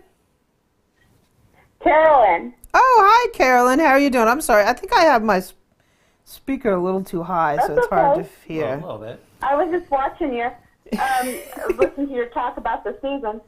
I do love winter because of baking, so that's fun. Oh, yeah, the baking is, and the soups, too. Yeah. I mean, if you're not You're living out my dream with all the gadgets. You have 10 times as many as I have, but I thought I had a lot. You make me feel better. Yeah, Eric's going to, at some point, he's just going to clamp down and say, you're not, What? I'm just waiting for that. Well, He's a good sport so far. I thought I got my point across with temptations, because she keeps getting temptations, and then she's like, okay, honey, take them downstairs, put them in the basement, and I'm like, no, you do it. I got a bum football injury. I can't go downstairs. I don't know. I have this thing for dishes. I love dishes. For dishes. I don't know. Maybe in her previous life she was a squirrel. Oh, yes. I love I love dinnerware. everything kitchen, so. Oh, I know. I know. I don't know. I am gonna. I was writing in your live about the last few days I've been doing candied oranges and orange peels. So I hope you have some recipes for that because I got plenty of it now. Ooh, that sounds. You could make panettone with that? Can you put that in panettone? Yeah. Yeah. I've never made that. I've never made that. I was looking at one just today. They had I think Charlotte Tobbs sells it's like a giant, they're like disposable loaf pans, but they have like a round one. They're brown and they have like the gold little etchings on it or whatever. I think they're neat because they make that like perfect shape, but I think they have like, they keep for the, I don't know. That's being made on TV, but I've never made one myself. Yeah. So it's like, I need to try that. It's good in tea. It's easy Oh, to yeah. take a piece of the candied orange rind and stick it in your tea. Would But it would be be really cool good. to make some. I love making bread, so I love watching them. Pretty much everything you make. So I was like, maybe I'll throw some in a sweet bread or something. Oh yeah, that sounds good. You could even put it like in a quick bread. Make like a. My kids are over here. One of my daughters said, "Call her, call her." They think you look a little like you could be my sister. So, and they think it's funny that someone likes gadgets as much as I do. So. Oh, my gadget twin. Gadget geek. Oh my gosh, my obsession with gadgets is just out of control. She used to have a WordPress a long time ago called Pan Freak. Yeah, I had a website called Pan Freak years ago. Because Eric would call me the Pan Freak. She was. Jeez, you can only trip over so many pans. Well, a good pan takes you far, right? So. Yeah. I drive an old car, so I get. Even further, so there you go. I drive an old car, so I get cookware, right? No, don't pull an excuse. Don't pull an excuse. The more the merrier, right? Yeah. I told him I never. I love those Viking bowls too. Those are really nice. These I are. saw them in Costco, but I didn't grab them, so I'll have to do that next time. Yeah, these are amazingly nice. I really like these. Someone You can in. let your bread dough rise in them. That'd be great. Yeah, Nice bread bread. dough to rise. These are really nice. How much was this set? Only like $20. It was in Huh? the 20 area, yeah. Yeah, these I are just really looked them up on Amazon. They're about twice the price, but hey, cool. Yeah, on Amazon they. Let me look this I might up. have to go to Costco. You give me an excuse. Oh, Costco sells them too. Let me see Sam's. I think I saw them there. Maybe I'm getting my stores confused, but I'm pretty sure I saw something at least similar to them there. Viking bowls. But cool. I love Yeah, your they show, have them. so Sam's Club has them. it's fun to talk to you. They're $24.95 on Sam's Club's website. So I mean that's a pretty good price. Oh, well, there for you them. go. Yep. Awesome. I like everything, though. That's the problem. So I'm like, oh, that looks good. Yeah. Awesome. Well, thanks for watching the videos. I really appreciate it. Yeah, it was fun talking to you. Yeah, this Oh, call-in okay, thing is one kind of of... my daughters wants to say bye to you as you hang up. So Okay. Say hi. Hi. Hi, how are you? Merry Christmas. Happy New Year. Happy New Year. Two of them chiming in at you. So, yeah, that's why I can't get so many gadgets. I got 7 kids over here, so... Wow, yeah, you got a very active I house. have a few, and I feel like they're productive, right? So you get to make stuff for the family. You gotta be careful. They probably hurt my- themselves. Awesome. Well, thanks for calling. Hobbies are productive, so it's good. Yeah. Well, it's good talking to you. I'm going to tune back in and watch the rest of the show. So, Yeah. Oh, someone else said biscotti. That would be another great thing. Ooh. Yeah. That does sound good. Everything sounds good. But I didn't realize I got a big bag of oranges and it made a way more orange rind than I ever imagined. I've got jars and jars and jars of it. So what did you And do? the Just syrup, like too, did as a you byproduct? So did you just like sugar them and put them in the oven or something? well, I think there's several ways. I've been on YouTubing again, but basically you kind of boil them once, throw that water out, and then you boil them again with just like in a sugar syrup until they kind of become well done. And then I dehydrated them after that and put them in jars. Ooh, we need to try It that. took a couple of days, but it smells like orange everywhere. Ooh, And yeah. they taste pretty good too. You can eat the whole rind just like that, which you would never do otherwise. But We can try that This out. would be good in cookies or something. I don't know. I have a Kasori dehydrator sitting here waiting to dehydrate something. I have the dehydrator sitting in the cabinet, and I was like, why didn't I pull the dehydrator out and get it done all at once? I use my little like emerald toaster oven thing. I was like, it's not going to be that much. Yeah. And then I ended up doing several loads. I was like, why didn't I just pull up the big dehydrator and get it all done at once? But next time. I've seen those I have one of those Instant Pot oven things and it has a dehydrator on it and I'm like, this is going to dehydrate like one little thing because it's so small. Yeah, it takes forever. I'm like, oh. You just kind of put it in there, go to bed, come back the next day, and then put the next batch in. I was like, well, we're in quarantine, nowhere else to go. Yeah. Let's just dehydrate oranges. That sounds good though. I might try that because I think I have some oranges in there. Maybe. I just couldn't, we waste so much fruit. I was like, why not? Let me try doing something with them. We got a big old bag of them, so I didn't want to waste them. And then we've had so many apples, I was thinking about making apple butter or something in either the Instant Pot or the slow cooker or somewhere. Ooh, We're supposed to play with some cranberries. We've got a whole bunch of cranberries Eric bought. Ooh. And I wanted to make some. That was so good with the oranges. Yes. Yes. Yeah. Maybe we got to pull those out. Eric usually buys like a whole bunch of bags and throws them in the freezer because we use them in smoothies. But this year, Sam's Club didn't get that many, and the few they did, people nabbed up. They didn't restock. I went there multiple days in a row, couldn't get any. Ended up going to Target. Oh, wow. Went to Target, and I got these little 12-ounce things of fresh, for like $1.50 each or whatever. So I got like $12 worth. I'm like, woohoo, right? It shouldn't cost that much. Oh, wow. But yeah, so now I'm like, okay, I now. got a lot of the craisins, the ones from like Costco, the big bags, and they have them on sale. Right. I usually get those. Oh, Because yeah. I've gotten the cranberries stocked up and my freezer went out on me one time. I was like, ugh. Oh, no. So at least the craisins can't go back. No, you're right, 100%. So, I don't know, Amy wants to make her own version of canned Cranberry cranberry sauce.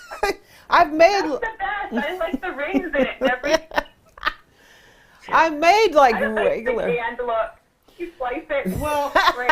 well, it's just, if like Amy had the one recipe for cranberries that has orange in it, and I don't know if it has alcohol in it We or not. put in Grand Marnier. Grand Marnier. So her cranberries, and they pop open and stuff, that was hugely flavorful, right? You just don't get that in a 99-cent can of the stuff, right? But I'm like, I need to try. But- I need to try to make But you- gelled. but I you- bought some. I like that. Do they put something extra in it, though, or is it just the cranberries? I like that gel cranberry. I don't know. I don't know. I'm thinking I'm going to. I got some plain gelatin. We got the cranberries. I Yeah, wonder I if guess. I cook those suckers down and run them through this mill, or I could just put them in the Vitamix. that's- Well, you want And then with the gelatin, and so you it'll- want to strain the stuff out, I imagine. Or maybe, what about pectin? Or sometimes I've heard people Yeah. apple skins, and I don't know if we use the apples, the cranberries, but I I don't w- know. I But wonder it's if you pretty somehow simple. juice those suckers, and then you could even put them in a bread machine on the jam use setting. Use your masticating fruit Oh, juicer. yeah, there you go, on the bread set. Oh, we've got so many Or gadgets do we now. just throw it into the Vitamix and 10,000 RPM? Vitamix, I like and then that. throw them in the bread machine with gelatin. cook it on the jam setting. Well, that's just gonna be jam. You know, and It's just gonna be jam, though. And that will never make it to the fridge. We'll never make it to the fridge. No, we will be going. We'll be like ants. You know, drinking it. Puree them. Rosalind said puree them. Yeah, I gotta play with this. That sounds really good. Yeah. See what That we sounds can do. really good. Well, I have to buy like beef. I can't have the pork, so I have to get the beef still. I have to order that on Amazon. And then we can't have alcohol. So, but I always try to just adjust, and make some kind of substitution. But it's so much fun to watch you. I was like, she's living out my dreams. I'll just sit back and Well, first of all, we appreciate all the kind words. We just hope you don't think we're weird, okay? I'm really sorry about that. No, we are weird. Well, yeah, this isn't natural. Well, that's probably why I'm watching. We're probably all kind of birds of a feather. It's all good. Yeah. Oh, someone my says goodness. pectin to make the cranberry sauce. I use cranberry juice.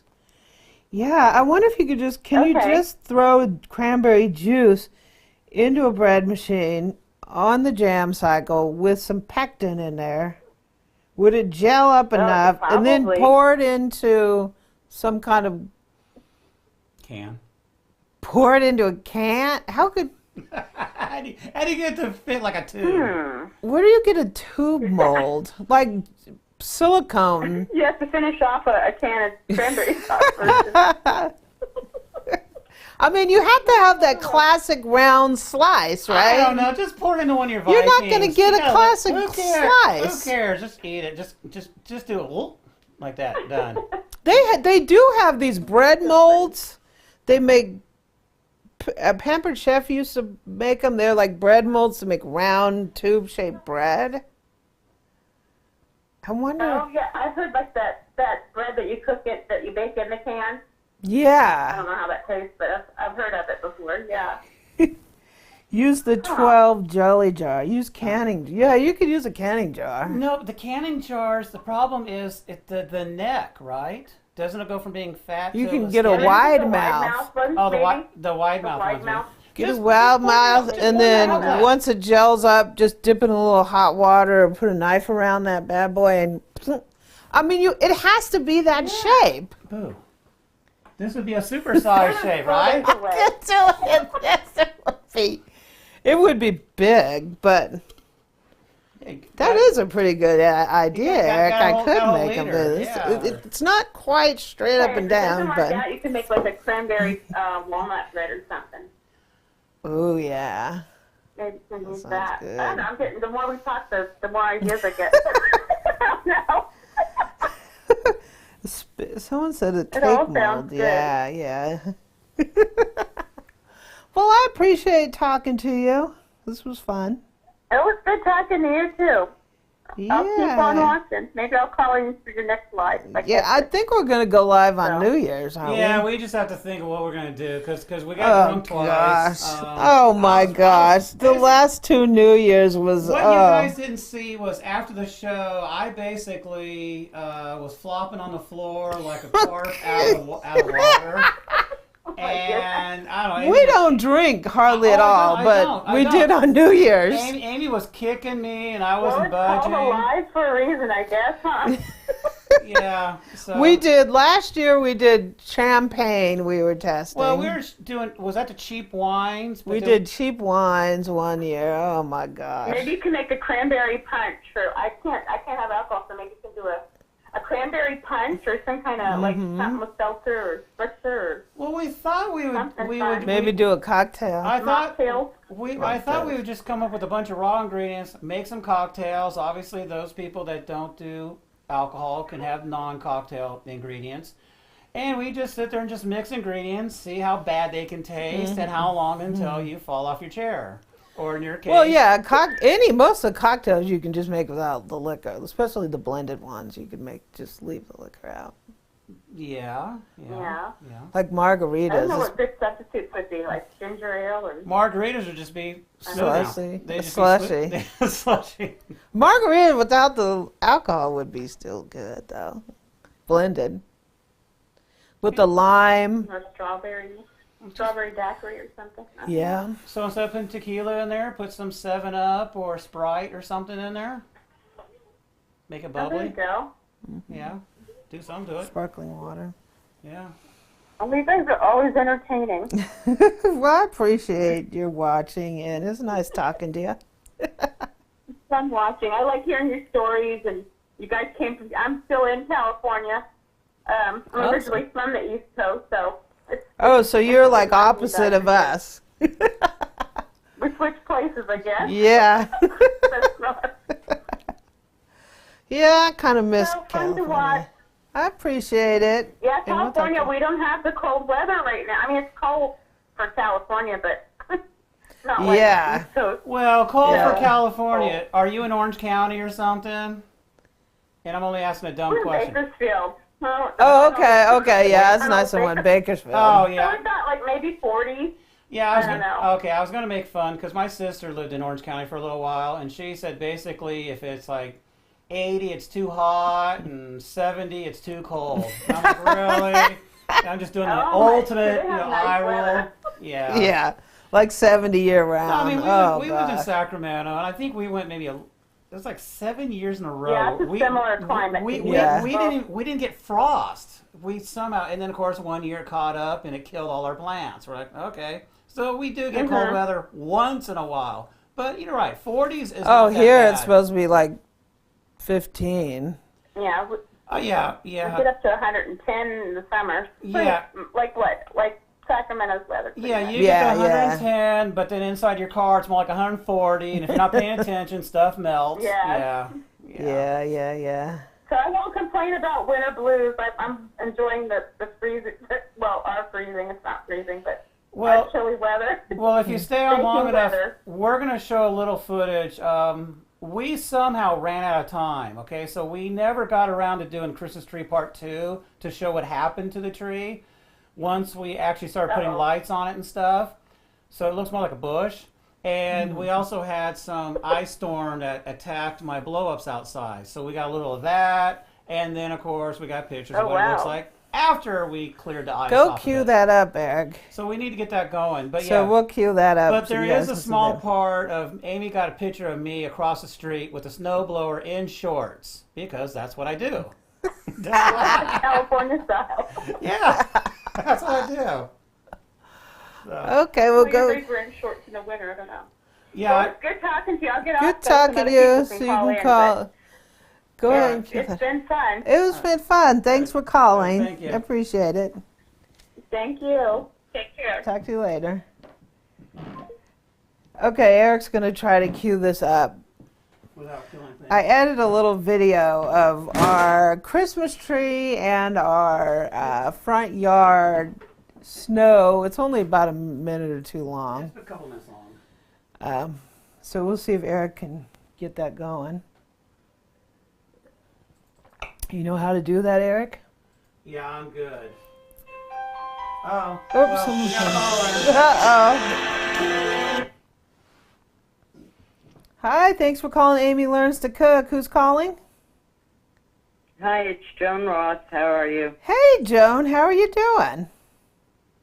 I'm doing good. Doing good. Did you have a good Christmas? I got a chopper. Oh, you got a that chopper? You had on.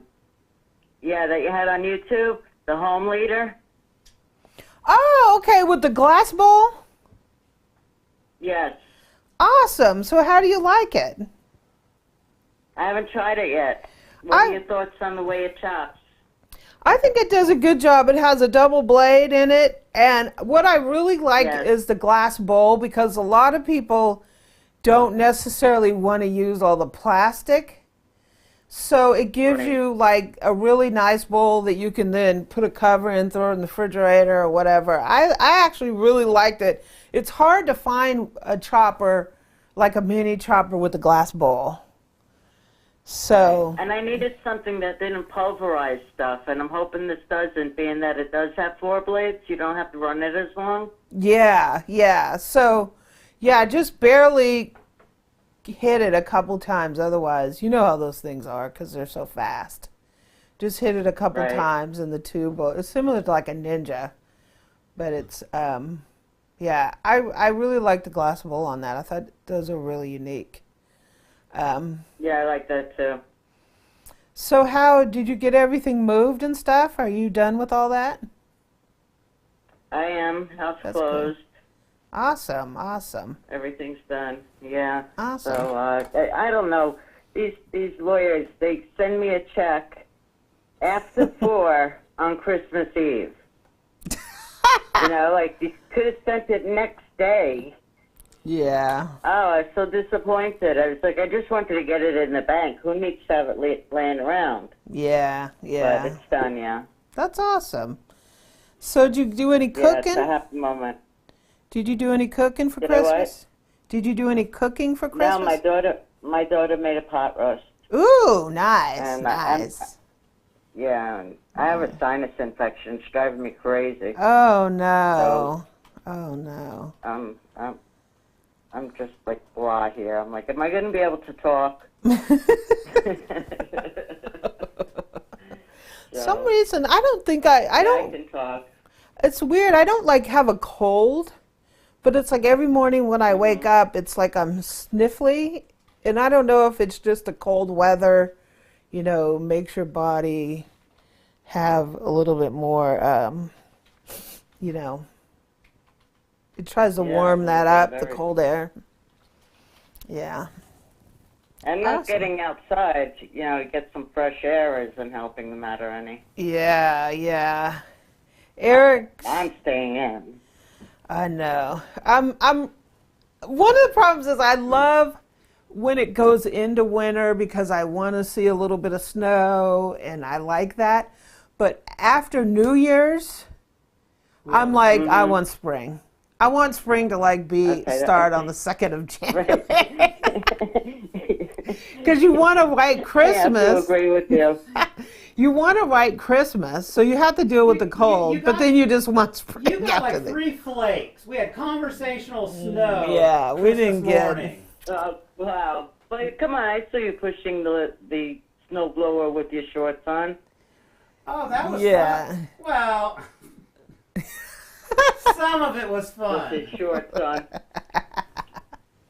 He came in, he was soaked like a duck. It was raining. He was completely soaked. It started out as snow, went to freezing rain, and then rolled over to straight rain. So I'm out there in a jacket that's not waterproof, in shorts, and I was frozen because I was out there blowing slush. Well, he's wearing shorts. He's got like this NFL team's kind of regular jacket on, and he has like a big old snow jacket that has a hood thing that like zips on and off. Well, that thing is not on the jacket, so he put that thing on. So he has like this goose down hat on with this thin NFL jacket and some shorts. I told him he looked like E.T. I told him he looked like E.T. But he had fun for a little while. Yeah, he had fun. He had a lot of fun. Well, it's nice talking to you. I didn't realize you didn't get to pick his It's present upstairs. up. I thought it was under the big blanket. Oh, his, I forgot, we're totally out of uniform. We were out of uniform. Yeah. Totally forgot his Santa hat. Well, she did buy me a hat that's got antlers on it, and it kind of reminds me a little bit of Cousin Eddie when he was out pumping his RV in a Christmas vacation, because he's just crazy. And it's funny because we used to have this cat that every time it would get irritated, his ears would go back. So you would be like, okay, here we go, right? His ears are back. And this thing has like antlers. 2 antlers on it, but the antlers fall back like this. So maybe I'm just an irritated So reindeer. I'm like, he looks like the cat. Like he's got this attitude when he has that thing on. Yeah, don't ever mess with a cat. You know, women will at least give you a warning when they're getting mad. This is to men, right? A woman will let you know when she's mad. She generally won't strike without a warning, right? Cats do the same thing. Their ears go from being, I'm happy, to, I don't want to be touched. Leave me alone. Where's my When the food? ears go back, then the next thing you know, it's going to be rare, right? And then they do the It's like, oh, all bets off. A classic was that was when I tried to give her cat a bath one time, and as careful as I was, I don't think I was wearing long sleeve shirts, and that was my fault. And that cat dug right into my vein, and Amy's like, should I call 911? He's sitting there over the bathtub. The cat's in the bathtub. The cat's arm is over the side of the bathtub, like this, in his arm. And I'm like, if I rip it out, it's just going to rip. So I'm like, do you want me to call an ambulance? I don't know what to do. You know, I'm thinking the next time this cat needs a bath, I'm just going to hit her from 40 feet away with a hose. Here, did I get her, boo? I've never given my cat a bath. I couldn't imagine. You know, they were like, oh, wow. Yeah, if we give them a bath once every 5 years, that was still too many baths. They don't need a bath. Too many. They can be stinky. I don't care. It's not worth it. Well, it was great talking to you, Joan. Eric's going to cue up his little video for the... Do you have that up, Eric? Yeah, I'm ready. Okay, he's ready to... Okay. Nice talking to you. Nice talking to you. I'll talk to you soon. Bye-bye. Bye-bye. Oops. Okay, Eric. So Eric's going to get this little video we got for the... Hey, Samuel. How are you doing? Okay. We're cutting communications. We're going to play a little video here. Okay. Eric went all out this year on the Christmas decorations. We have tons of blow-ups, and he absolutely loves getting out there and setting them up. Eric went all out this year on the Christmas decorations. We have tons of blow-ups, and he absolutely loves getting out there and setting them up, and the kids in the neighborhood go crazy over them. We started out with a snowstorm though this year, and that made it kind of difficult to set it up. So we went from this to this in just a few minutes, and we were covered in snow. Eric has this little cow outside, and even the cow was covered. So Eric went out, even though we ultimately only had like a couple inches of snow, but he was out there with his snowblower having a good old time. And as you see, of course, the California boy was in shorts. All right, Frosty and the reindeer recovered a little bit from collapsing earlier. Restored them. You can see the carousel's working now.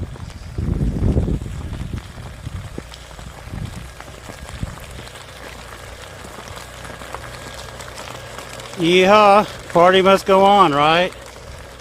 We got freezing rain coming down now after getting about 3 inches of wet, fluffy stuff. Dog's doing better now that I bounced some snow off of him. Alvin's just trying to get himself a nut. Right, Alvin? Yum, yum. The Joy Light doesn't care. It just works. Santa actually held up pretty good. Didn't need too much knocked off him. He's doing good now.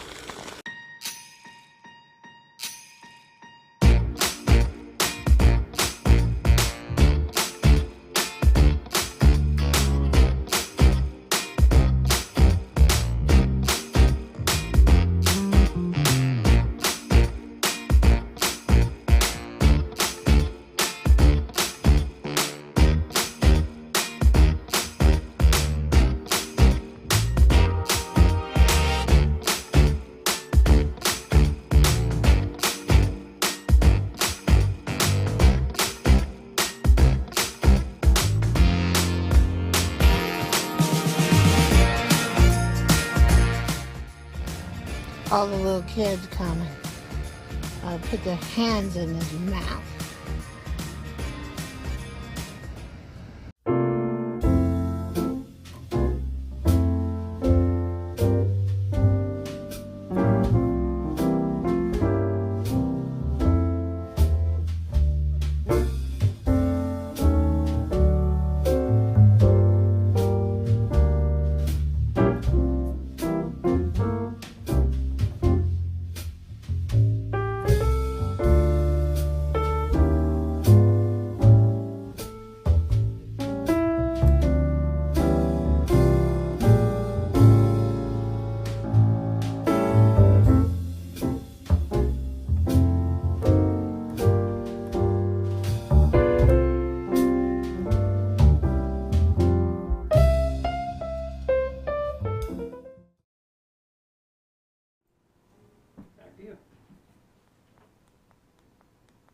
Hey, Lulu, you're live. Awesome. That was fun. That was fun. Is my microphone back on, Eric? I mean, it should be. I hate to hook. Nothing says Christmas like the Christmas. Yeah, that was abominable, snowman. We have one. It's a blow up, and one we have a little one at the tree. Eric loves abominable snowman. The carousel. Oh my God! Can you guys hear me? Okay. Yeah, but we hear you. The carousel blow up. We bought that thing. How long ago? It's probably 20 years ago. 20 years ago. And every year I bring that thing out and I'm wondering if it's going to blow up. And every year it blows up and the little carousel goes around. I cannot believe we've had that so many years. I love that thing. I tend to run the blow-ups for 2 to 3 weeks or so, right? I mean, Amy will scream that, okay, Thanksgiving's done. Gotta get the blow-ups done, because normally I don't get budged.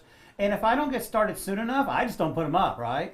So this year, being as crazy as it was, I not only put up a few lights, I obviously went with every blow-up I could find, right?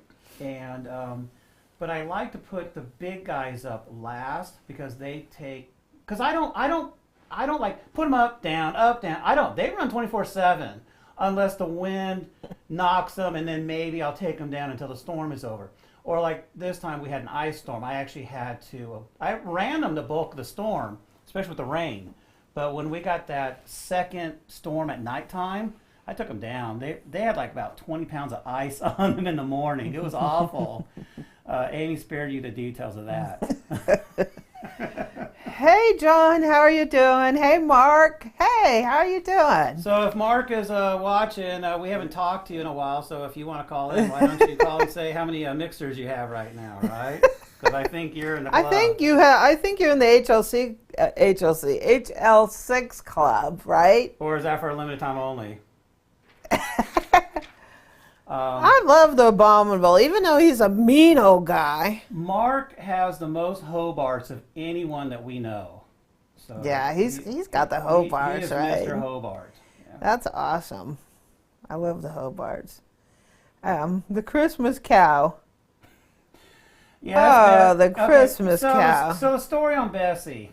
I got her last year on a discount from Home Depot, right? Amy hates her. I'll just flash it. I don't hate her. If you guys have watched A Christmas Story, Ralphie, you'll shoot your eye out, and the dad has that leg lamp, and the mother hates that lamp, and she accidentally killed it. That's Amy. She hates Bessie. Why? Because Bessie I takes like Bessie. The problem is, I said, put Bessie downstairs in the basement after Christmas, and he was like, no, I want Bessie up here. Hi, thanks for calling Amy Learns to Cook. Who's calling? Hey, it's Mark Silver. How are you? Hey, Mark. How are you doing? Good, thanks.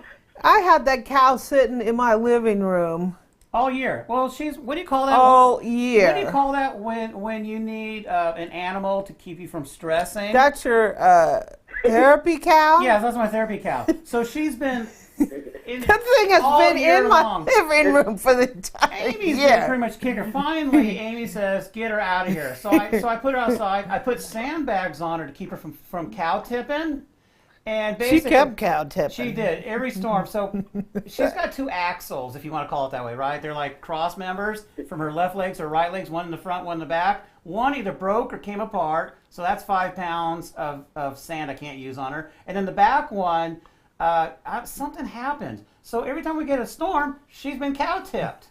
And I'm like, dang. So finally I got smart.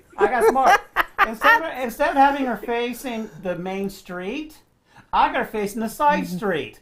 And I think that's the crosswind that was hitting her. So as long as she's got wind in the face, I had to look at that cow for the whole year. Well, yeah, I can't leave her outside. She's going to get destroyed. I need to bring her inside. She's like, she's not coming in. They actually sell those leg lamps. So how are you doing, Mark? I'm doing good. How about you? I'm doing good. You know, I'm ready for 2020 to be up out of here. We gotta do something. Yeah, it's been a rough year for everybody. I know. It's been a quiet Christmas for a lot of people too because of the pandemic and stuff. But Yeah. Quiet Christmas is good, though. Well, yes yeah, and it no. was nice. Yeah. So, so you're now in the HL6 club. Or is that I am. Or are you gonna keep it, or are you gonna put it for adoption? I'm not sure yet. I haven't decided.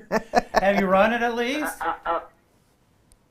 Have you run it? Have you used it?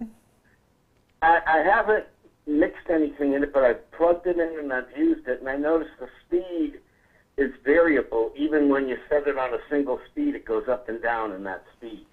Yeah, mine, when you first put it on the speed, it'll go up and then it'll settle back down. I don't know why they do it. Mine does that too.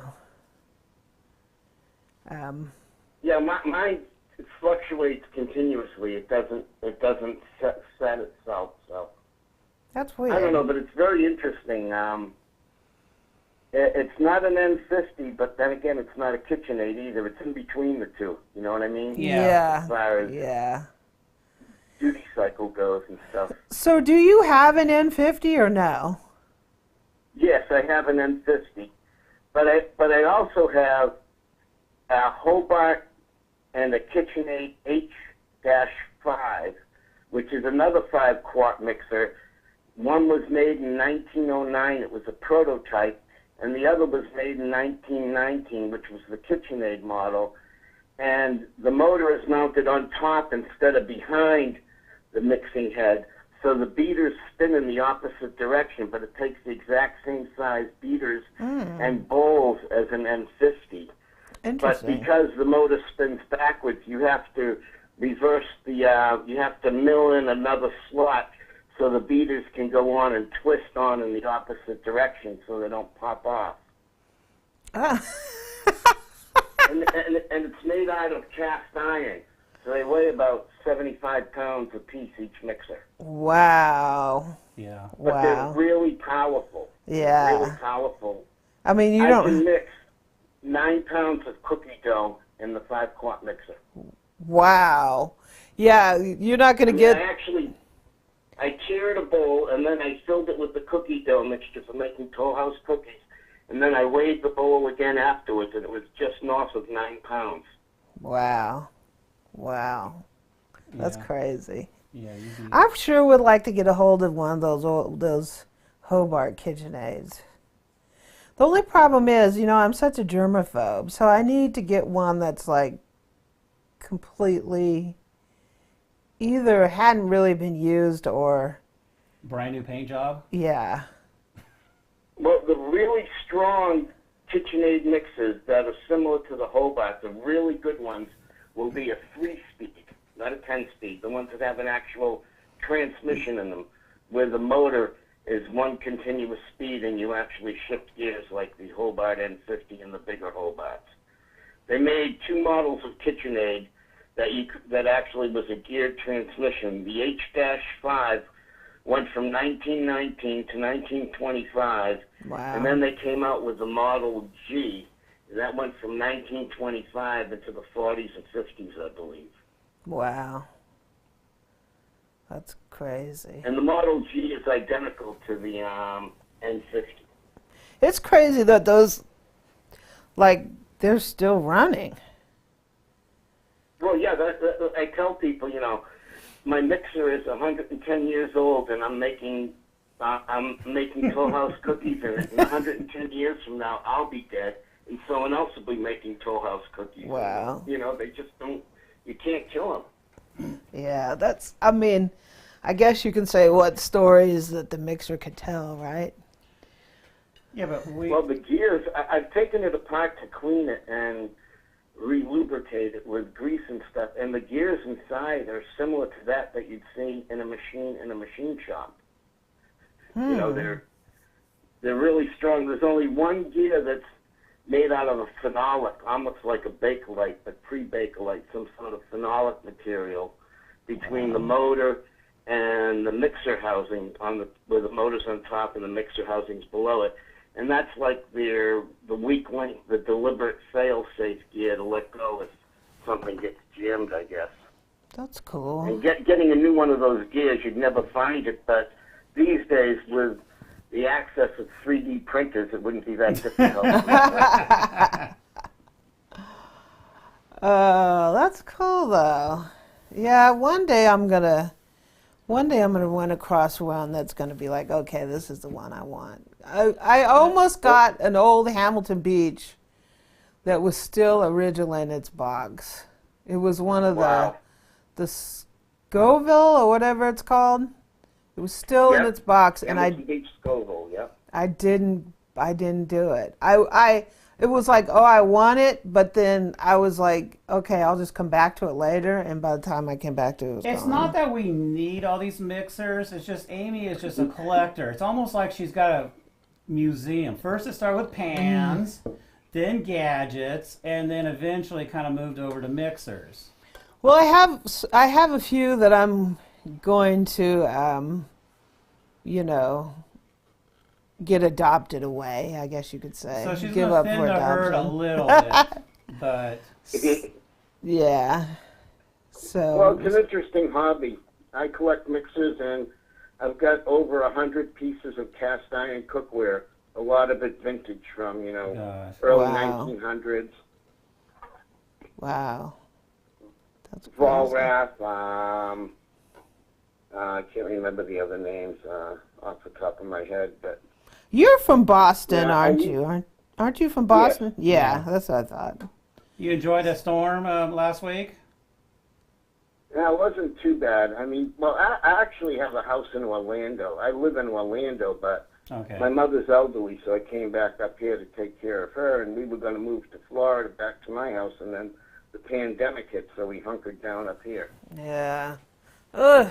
Crazy. Yeah, I saw the pictures of New York and Pennsylvania, the sweet spot of the storm. They got 40 inches, collapsed a few roofs, and I'm like, why couldn't that be me? But, what, a collapsed roof? No, just the snow. I don't want to collapse a roof, but just just a little bit of snow to blow around would be fun. He just wants to use... We just literally got a dusting. It wasn't that bad here. I mean, we got I wouldn't say a dusting. We got maybe 8 inches. Get anything crazy. We had conversational flakes yesterday. I go, Amy, if you strain really hard at the tree, you'll see them coming down. She goes, oh, we got snow, White Christmas. He wants to use that snowblower so bad. That thing has been snow insurance. We haven't had a heavy snowfall since. It's like taking an umbrella with you. It won't rain if you carry No. Yeah. Well, I turned 65 this year, so I actually hired a plow service for the first time in my life. Okay. I told Eric, I'm like, I bought him that snowblower. I paid $1,200 for that thing, and he has been able to use it like 6 times. And I'm like, that's $200 a trip right now. So I could have just hired somebody to do it, and it would cost me half as much. But it's fun for him. I was just sitting there minding my own business, standing by the garage, looking at some extension cords, and I heard something coming down the street, and it was a guy with the blower blowing a neighbor, and then just as he got to my property line, he turned around and went back. And I said, you know what? Maybe I should. Maybe that's a sign from God. Maybe I should drag out my snowblower. So I kicked all this stuff that was in the garage that was kind of surrounding it, drug it out, thought I had everything in the right position, the fuel cutoff, I turned that on, did everything. I thought I had the key for the ignition turned in the right position, but apparently I had it wrong. And of course I'm too lazy. I'm too lazy to do the pull start thing unless I'm out in the middle of the street. So I plugged the extension cord, and it took me a second to get one, electric start, and that thing just would not crank over. I'm like, oh God. So I thought, okay, maybe it's out of gas. So I filled up full of gas, right? I'm even priming the carburetor, right? Thinking I need to, so I'm seeing gas leak. What could be wrong? Finally, on a whim, I took the key, turned it the opposite way, boom! Blew a bunch of smoke out because I flooded it, but it started right up. I'm like, oh, okay, operator error. And I let it warm up for like 2 seconds, and I went to town. And, and like I said, this was a heavy snow because we were right at freezing, so it was slush to start with. It was then hitting us with the freezing rain, which didn't help, so we're getting pelted. And by the time I knocked out sidewalks on maybe 3 streets, finally it switched over to all rain. So now we're getting rain on top of snow, and this thing is still doing its best. Now granted, we only had maybe 2 to 3 inches of snow, so it's not much for it to blow. So periodically it would hit a chunk and just throw it 40 feet, 20 feet, whatever, and then I'd keep going. Yep. You know, and then eventually it clogged up because you can only blow so much slush.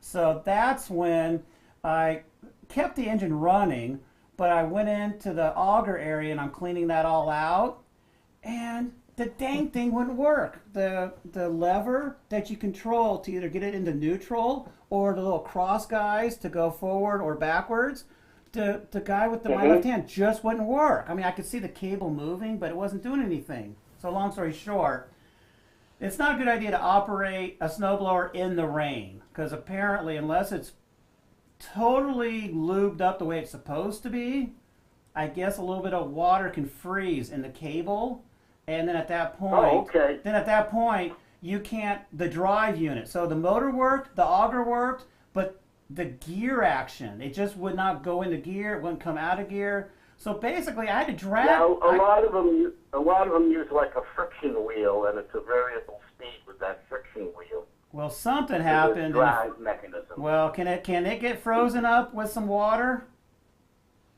The cable can, and what it can do is remove the rubber wheel from the disc that's rotating from the motor, and it won't make contact, and you won't get any drive on it. Well, the only thing I can tell you is that thing is heavy enough. Then when you're dragging it up a driveway, because that's how I got it back in the garage, and then I'm shoving it 3 or 4 feet into the garage just so I can shut the garage door, that wasn't too easy. Literally about 4 days later, we finally got into like the 40s and close to 50. So I went out there and I was able to squeeze it, and I fired it up. I didn't really want to go anywhere with it. I just want to fire up and see. And I could actually wiggle it now. So some of that friction plate stuff was partially unstuck now. I don't think 100%. So yes, during the nice warm weather, I will take care of the cable and do an inspection on it. But yeah, there's a plate on the bottom that you can just remove so you can see everything under there. Okay. Or you can drain the gas, drain the oil, and tip it on the face of the snowblower, and then you can look down inside and see. Yeah, I'm not doing that when it's 20 degrees outside. That's just too cold. I ain't gonna do that. But yeah, I'll definitely wait for it to warm up. My snowblower is from 1984. I've rebuilt it like 3 times now. Oh, jeez. Wow. No. I see Frederick's in the house. Mr. Hobart? Yeah. Awesome. So, Mr. Mark, do we have any other cooking stories?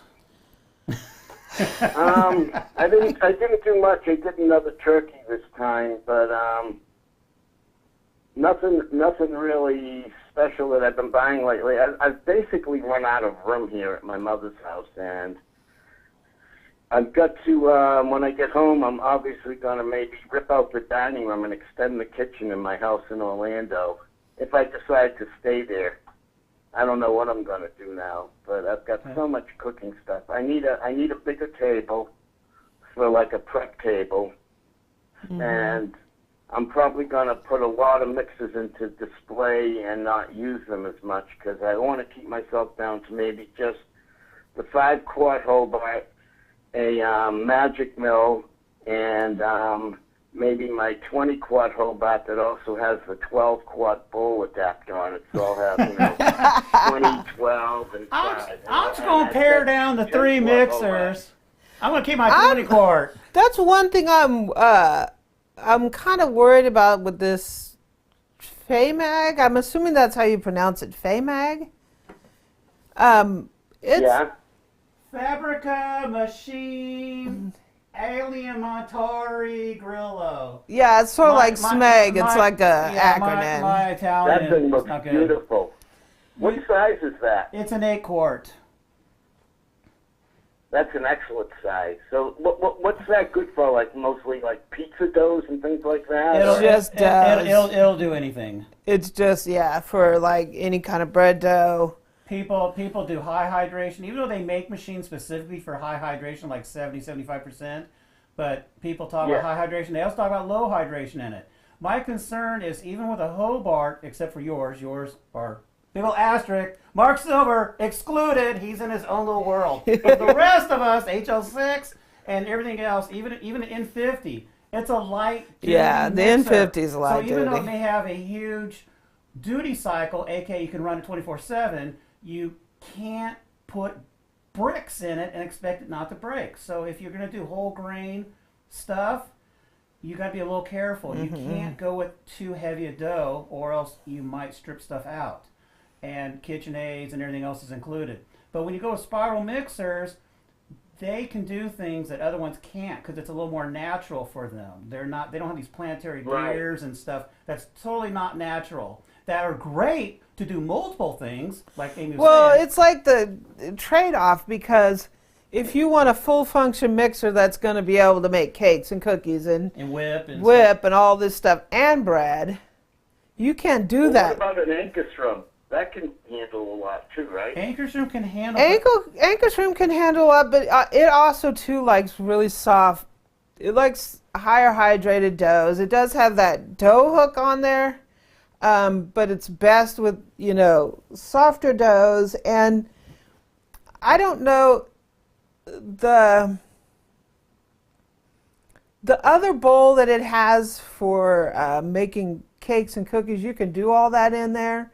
I prefer a planetary for that, but it does have I've got my 1919 KitchenAid mixer has 2 posts on it, and one post is planetary, and the other post just goes in a circle, but it's not planetary. It doesn't rotate as well, and that's for a dough hook that's similar to the shape of a dough hook in the Ank, and but instead of the bowl spinning, the dough hook rotates around, or spins around. That's but interesting. Planetary, it doesn't circle as it's rotating around. That's interesting. You had that one cheap mixer that had a 2. Yeah, and it actually worked. It actually worked pretty good. Yeah. It's, oh gosh. I can't remember. I can't remember the names, but I still have it. It's, it has like a regular hook, but it has like a secondary hook like on the other side of it, so when it like pushes stuff back into that hook, it worked pretty good. It was an inexpensive. Oh, nice. Yeah, so it's an inexpensive mixer, but it was interesting. Yeah, so for being under $200, it looks like it could actually do a little bit of dough. Where Yeah. a lot of the $100 mixers kind of have a hard time unless you got Scrappy Doo. He does an okay job. Scrappy Doo. Do you own a sheeter? No. I don't have a sheeter. I wish they would. Do they make any kind of home residential kind of sheeters? I've seen some sheeters that are hand cranked that you can mount on your table, like it clamps down on the table. I was looking at some on eBay the other day, and they're under $200. They're like $130, $140, and they, you can use them for making, flaky biscuits, or for making pizza dough and things. Yeah, and puff pastry. They don't advertise it for fondant, but it might. Like, is it similar? It's similar to like a pasta machine, but it's wider, like a hand crank pasta machine. Yeah. I've always wanted a sheeter because, number one, I want to make puff pastry. I don't like that constant, folding, kneading. You can just put it through a sheeter, put butter on it, fold it, throw it through the sheeter again, right? Exactly. Yeah. The other option is to get a very heavy rolling pin to make your work easier, put pressure down on the I remember years ago when I worked at a pizza parlor in my high school days, they had a rolling machine for the pizza dough. And I like that because, rolling out pizza dough is hard, and it always, snaps back. You got to rest it. Yeah. Then roll it, snaps back. It's like They had a like a rolling machine that did that. I was always like, geez. Yeah, I've tried throwing it up in the air and spinning it, but it makes a god-awful mess in the house when you do that. I can't do that. I will pick it up and like put my hands in the middle because I kind of like that thinner in the middle, thicker at the edges, so it cooks more evenly. But I'm not that great at it. Mainly because I would have been better if I would, the pizza parlor I worked at did have the roller, so you didn't have to do that. Oh, so you didn't have to do hand tossed or whatever? No. It was similar to like a pasta machine. Mm-hmm. We'd start out thick and you put the dough through, roll it through, thinner, until you get like this long roll, and then we had like the round cutters. The next thing I'm going to buy is a sheeter, and I've got a list. I'm starting a list of Websterant, and I'm up to about $300 for different things I need from Websterant, and very little of it's cooking. It's like a lot of different size spoons and portion scoops and hotel pans. I have one of those home steamer trays. It's a full sheet, and you can put smaller sections in and stuff like that. And some I've got one of those vintage milkshake mixers, and they sell the cups for it at Websterant and things like that, and some ladles and spatulas and pastry brushes for brushing egg wash on things. How do you like? I've ordered from Webshop once before. I ordered a box of like 1,000 sheets of parchment. I always thought they have really high shipping. I have not. Well, you can join their club they have, and you don't have to pay for shipping. Yeah, they have a club. It's like $100 a month, though. Then buy a bunch of stuff and then you buy from Websterant before.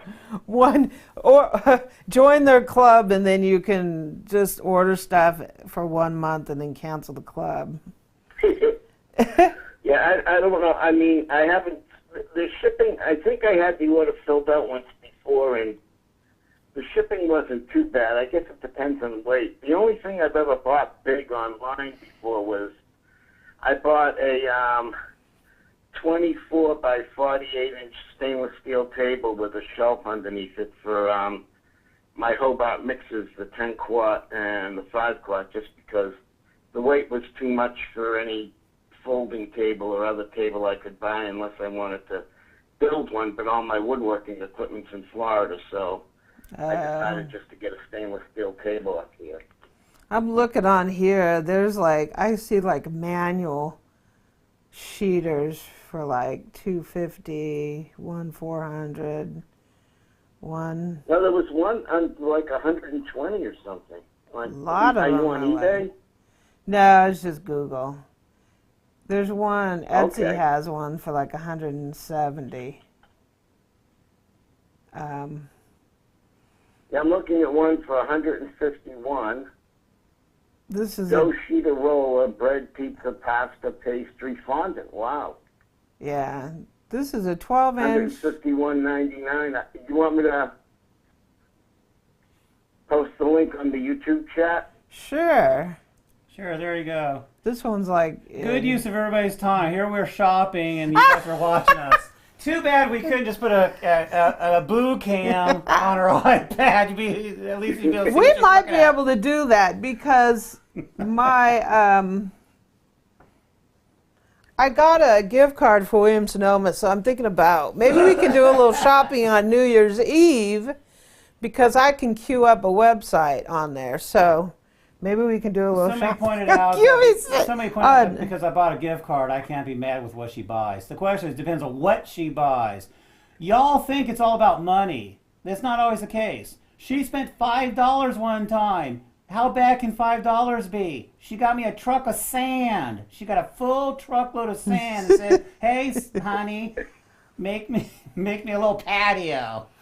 So wow. Yeah. So Callie Lily asked, "What's a sheeter?" Basically, if you've ever seen a manual pasta machine that has the roller this, a sheeter is basically larger. You can put a larger piece of dough, so you can go from thick, and it rolls it for you. So when you work in a restaurant, a lot of times they have an electric one.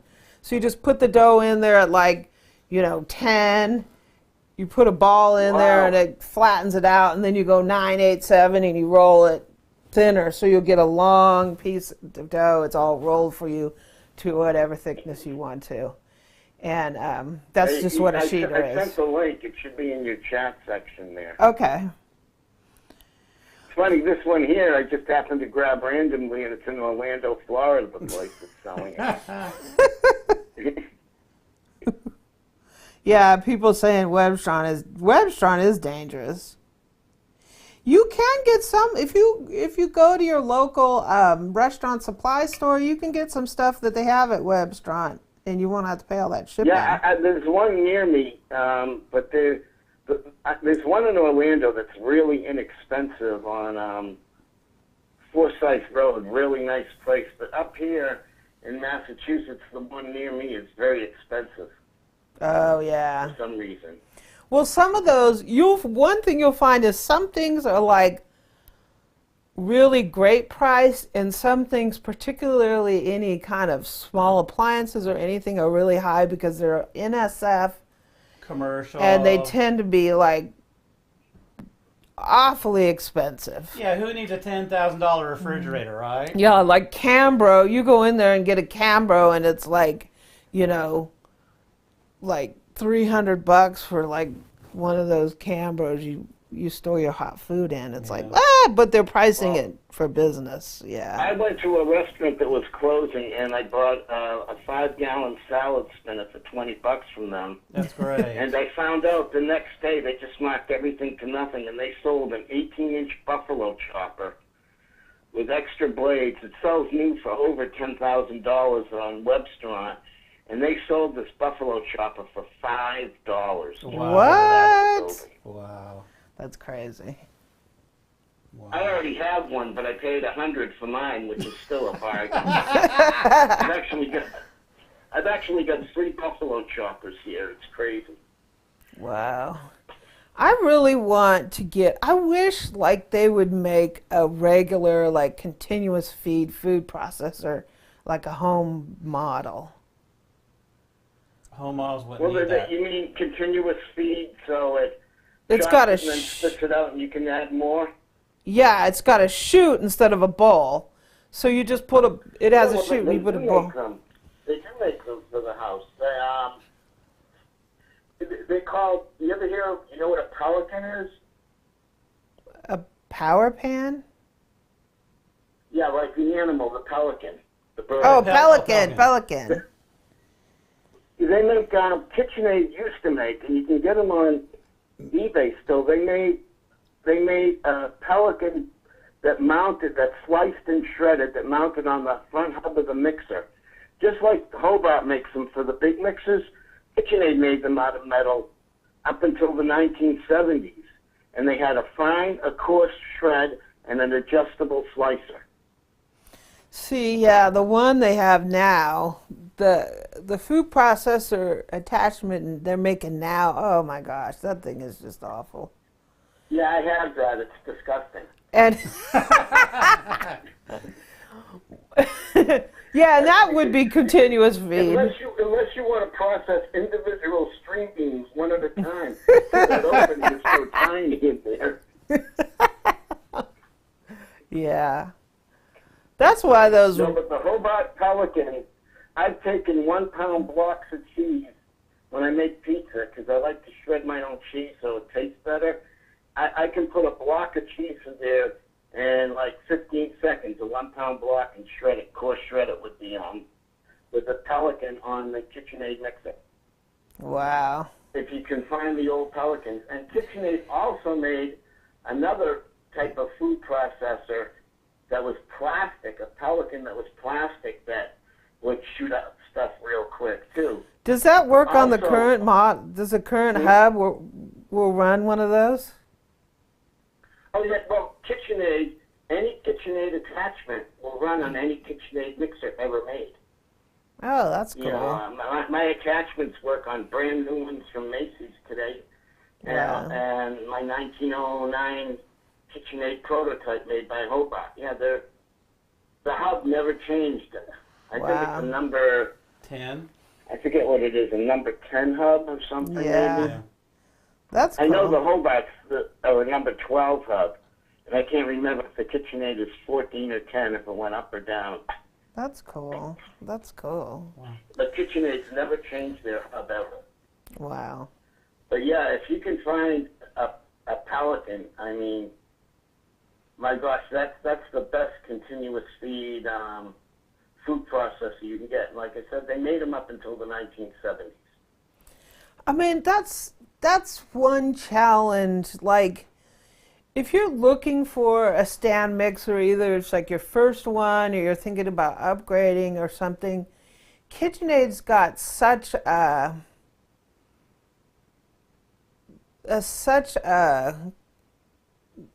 control of the industry just because their market of share is so high. It's really hard for yes, people they have to enter. so many like different attachments and everything else. It's like it's hard to, because I really like the Wolf.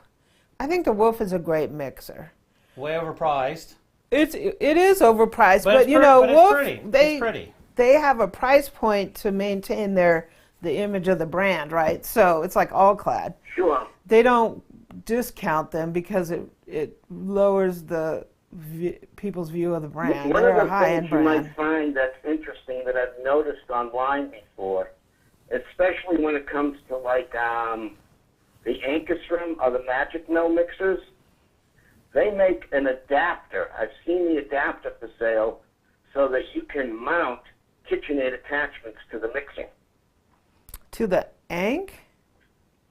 Yeah, there's an adapter. It's like a hub that mounts to the Ank, and on one end it's a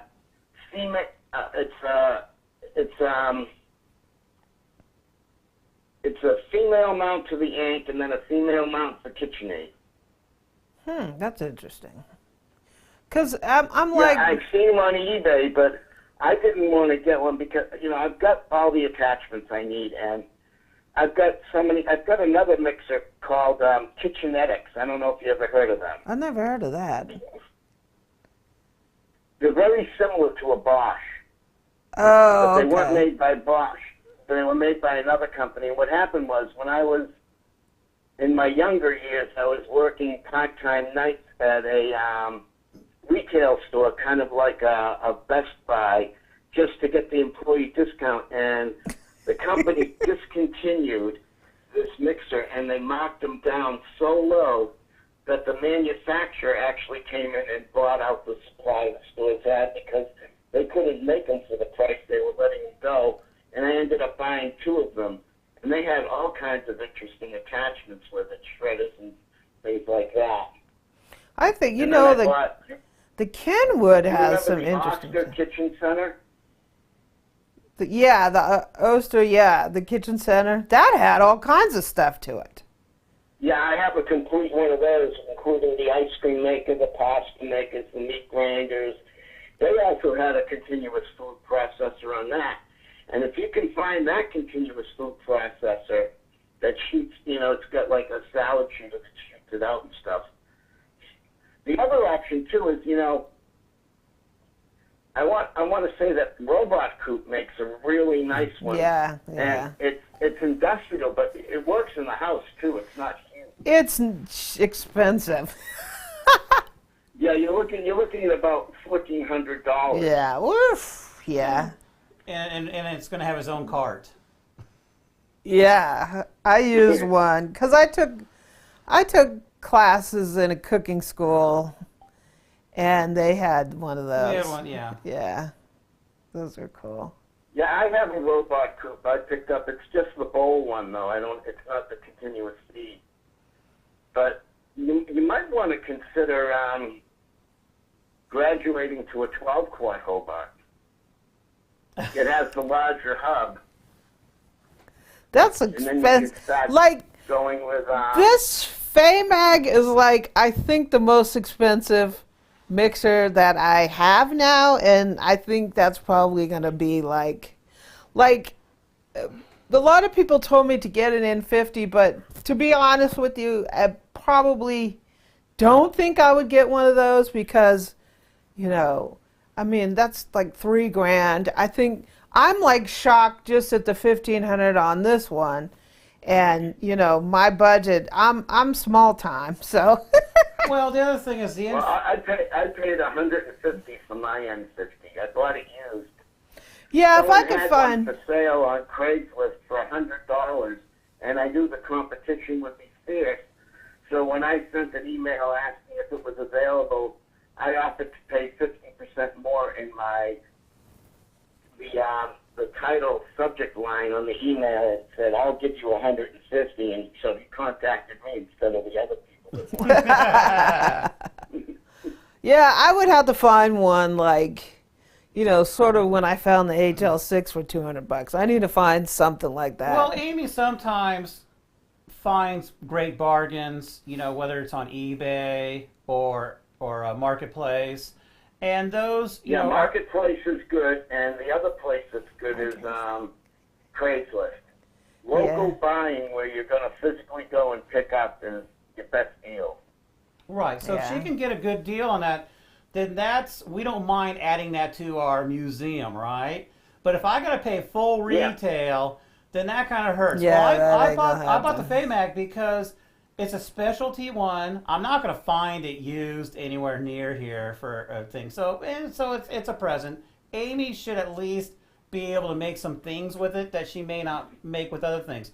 But she's got so many 5-quart mixers of every different flavor. She can make the same similar bread in all of them, and all it's going to be different is how much is her little window pane. It's going to be close enough that it doesn't matter what she uses. But you're saying, right. No, I agree. You're saying, graduate to a larger Hobart. Now we can get a larger hub. Now I can put my cement mixer attachments on it, right? My industrial strength. Well, I'm also needing it to stay within, like, the home sort of realm. Like, a big, huge mixer is not going to do one loaf very well. Well, that's the other thing. And I don't want to make I didn't mind 10 loaves all the time. I didn't mind buying the 8-quart because I believe she can still make a 1.5-pound batch in there. Although I doubt she will do that, but it's possible. But if I start going to the 10-quart, yeah, no, I don't need that. Now, do I really need? I think with this one, I'm gonna do like a pretty good batch of pizza dough, and then divvy them up so then I could just take them out. I've used the 10-quart a lot when I'm preparing something for like a family get together, like Thanksgiving, and the whole family's getting together, the cousins and everything. And I'm making the mashed potatoes. I can either do 2 batches in the 5-quart, or I could do 1 batch in the 10-quart. Yeah. Yeah, I mean, I'll make 10 pounds of potatoes. Yeah, if you're doing like you said, a family get together, you got a lot of mouths to feed. You're now a small restaurant. That's what you are. Exactly. You are. Yeah. But here's just me and Amy and a cooking show. Yeah. So we don't.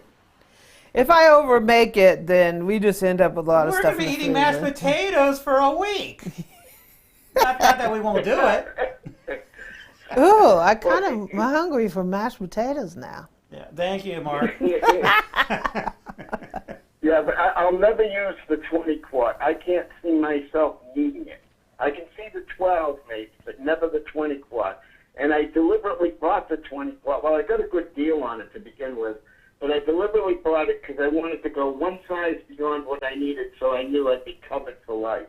So while I'm stuck up here helping my mom, I shouldn't say stuck, while I'm here helping my mom, my window of life is shrunk down to just basically being in the house and doing stuff around here. I'm not really out traveling around. One of my hobbies used to be prospecting. I got a degree in geology, but I can't really take off into the woods and go mining while I'm taking care of my mom. She's 93, and I can't slap a backpack on her and let her help me pack into the mine and back out again. Would you put a grain mill on that 20-quart? I bet you can crush some serious. Well, I don't think they make a grain mill for the 20-quart. The only grain mills that I have seen for the 5-quart, the small hub, the 5 and the 10-quart mixers. And you know, Because the people 5 and have 10-quart asked. Hobarts have the same hub as the KitchenAid. People have asked me about that grain mill, and I always tell them buy a dedicated grain mill. Because you're going to break your mixer. You will kill your mixer using that grain mill. No, not a No, Hobart. not a Hobart, but you'll kill you'll a kill a KitchenAid. KitchenAid. People throw that grain mill on an artisan. I don't care if it's a Pro 6 or what. If you've got 350 watts, you're going to kill it. It's going to overheat. I've heard them. People use that grain mill on the artisan, and you want to burn your artisan out. Yeah. You're going to burn that sucker out with that. Well, what about the grain mills and the flakers they make for the anchors from? I want to try that. I want to try the flaker. Yeah, we haven't done I it. don't know. I mean, I wouldn't imagine that the grain mill would burn out an anchor. You've got. Is it a Nutri-Mill? Is that the one that you got? Yeah, I have a Nutri-Mill, regular Nutri-Mill grain mill. Yeah. Yeah, try that. That looks nice. Yeah. That's the one thing. I actually have 2 of them. Pleasant Hill. I just assumed that. No. Pleasant Hill I Grain is a great company. That's all I can say. If you buy stuff from Pleasant Hill Grain, they carry a little weight. That's all I can say. I ended up with 2 of those things because the first one I had, Discolored. it discolored for some reason. I had it in the basement. It was hot. I don't know. But the plastic discolored. Well, we had it in storage when we moved here. Yeah, when we moved across the country, I put it in storage. Yeah, it was in the summer. It was during the summer, and the plastic yellowed. Okay. Turned yellow. So I contacted them. I had it for 9.5 years, and it has a 10-year warranty. This is how great Nutri-Mill. Like, people are buying these Artis. This is the service level that they had. I had that grain mill. It's the same company for 9.5 years, and there was nothing wrong with the mill, but the plastic turned yellowed a little bit. So if we were going to do a show, it wouldn't look all that great. Yeah, it wouldn't look that great as this yellow appliance. So I contacted them, and I didn't have my receipt. I didn't have anything, and I told them that I bought it at Pleasant Hill Grain. That's all it took. And that's basically all it took. So he said, call Pleasant Hill Grain, they probably have the receipt. So I called them, and during that 9 years, they had changed their system, and they didn't have the receipt under my name anymore. So she said, just tell them that it was under our old system. So I contacted Nutri-Mill back, and I was like, they don't have it. They changed systems, but this is where I bought it. I actually went in Nebraska at the time when Pleasant Hill Grain was located in a mobile trailer on someone's property. It was either like a modular home-looking trailer type This thing? was when they were first starting out, and the guy said, you bought it from Pleasant Hill Grain. They sent me a new one, brand spanking new one, because the plastic had yellowed a little bit. There's nothing wrong with the mill. So I actually have 2 Nutri-Mills. That's pretty nice. Yeah. I mean, talk Grain about... mills are handy. Yeah. So, yeah. We- when we- people say, like, what do you feel about...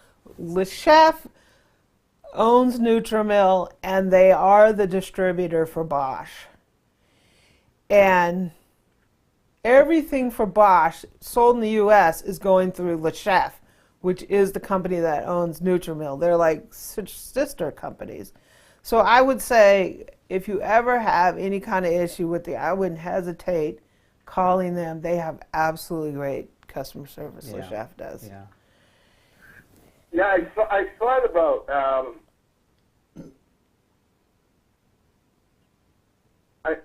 I thought about buying stuff from them before from Bosch. Or, Le Chef. not Bosch, from the company. What's the name of it again in Nebraska? Oh, Pleasant Hill Grain.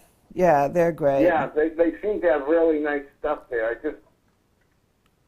I've been just so busy buying all this other stuff at thrift stores, and then it completely shut down when the pandemic hit. But I was getting crazy stuff at thrift stores and, you know, Craigslist and stuff like that from restaurants and things. And Yeah. what's really nuts is eventually I'm going to move back to Florida, and everything I buy just weighs a ton. I got to move it all back to Florida. I mean, it's all heavy Hobart mixes, Right. over 100 pieces of cast iron cookware, cast iron mixes from the 1920s and teens, and Yeah. it's nuts. I mean, I'm buying so much stuff, and Well, we're going to move at some point and buy a farmhouse, and I have to move my pan room. So, Pan room, pan cave, pan room 2. yeah. Yeah. are you gonna when you get your farmhouse? Are you gonna have like chickens and things and try and get a little Oh, more heck no. No, self-sufficient? we're going to do gardening. I'm going to put in a hobby building so I can move my pan room to it. We're not going to get animals. Yeah. No. Yeah, we're not exactly farmers. I mean, it would be nice to have land that's obviously agricultural. We obviously want the mountains for how pretty they are and stuff, but not that I want to live actually on a mountain because that makes it kind of hard when it's all slopey and stuff. Yeah. So it's really hard to Yeah. find a place that has. She wants a house that looks like we're in a subdivision where you say, oh yeah, this house has, you know, all blah, blah, blah, blah, right? But then also it's where I want to be. So unless you can take a helicopter and just uproot the house and put it where I want Yeah, to be. it's hard to find the mix of the house, the right land, the right amount of land. And have high-speed that's internet. not sloped, but still sort of in the foothills. That's not totally wooded. Like if we bought 5 acres and 3 of it was wooded and 2 wasn't wooded, that would be okay. But the problem is if it's too wooded, then you're like, You don't oh, see well, it. you know, just clear it. Okay, clear trees, like it costs a fortune to get them cut. It costs a fortune to get the stumps Yeah. removed. Well, I it do costs have- all I that. have- I The don't more want your that. land is cleared, I do have the Husqvarna, you know. more your Boo. land is cleared, the more you have to mow it too, and there's a lot of Yeah. maintenance there. Well, I want it sort of And partially wooded, partially cleared, so I have room to garden yeah, and do that. wood But is like money in the bank for heat. yeah, that's true. But you got to clear it and you got to grind the stumps. Well, It's expensive. You got to get if you cut the trees down, you still got the stumps in there. So, oh my gosh, yeah, I don't know. My friend just bought himself a personal sawmill, lumber mill. One of those bandsaw lumber saws. They're around under $3,000. I think he paid like $2,100. Now he's making his own lumber from his trees up in Maine. Wow. well, that's nice. They I- have chickens. It's just balancing Yeah. what I think, you know, I don't know, balancing what I think. I was going to do the whole farm thing and get the animals and everything, and then I woke up one morning and I'm 65 years old and I Yeah. can't do that stuff anymore. Yeah, that's why I'm saying I don't want to. Yeah, and I want to have a decent sized garden so we can grow what we want to grow and give away some. But Oh, I see- don't want it to be like, yeah, we also like to camp and stuff, so it's like I don't want animals that I have to care for in that way.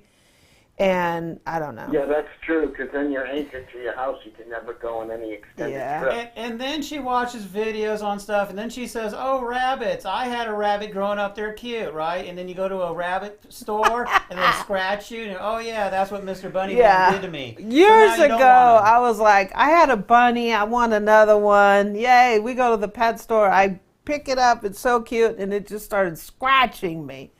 Like, and I was like, no, I don't want that.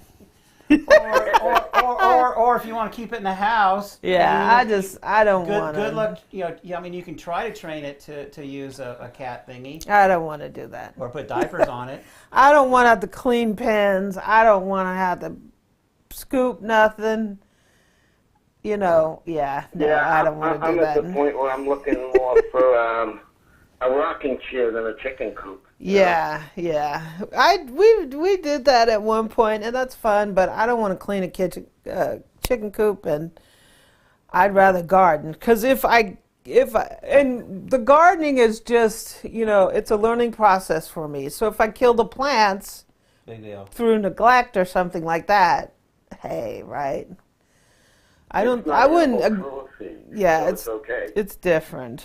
So But if you got a bunch of Yeah. snow outside, it's freezing, and you forgot to turn the heater on, and all the chickens froze to death. Oops, sorry. The extension cord came undone.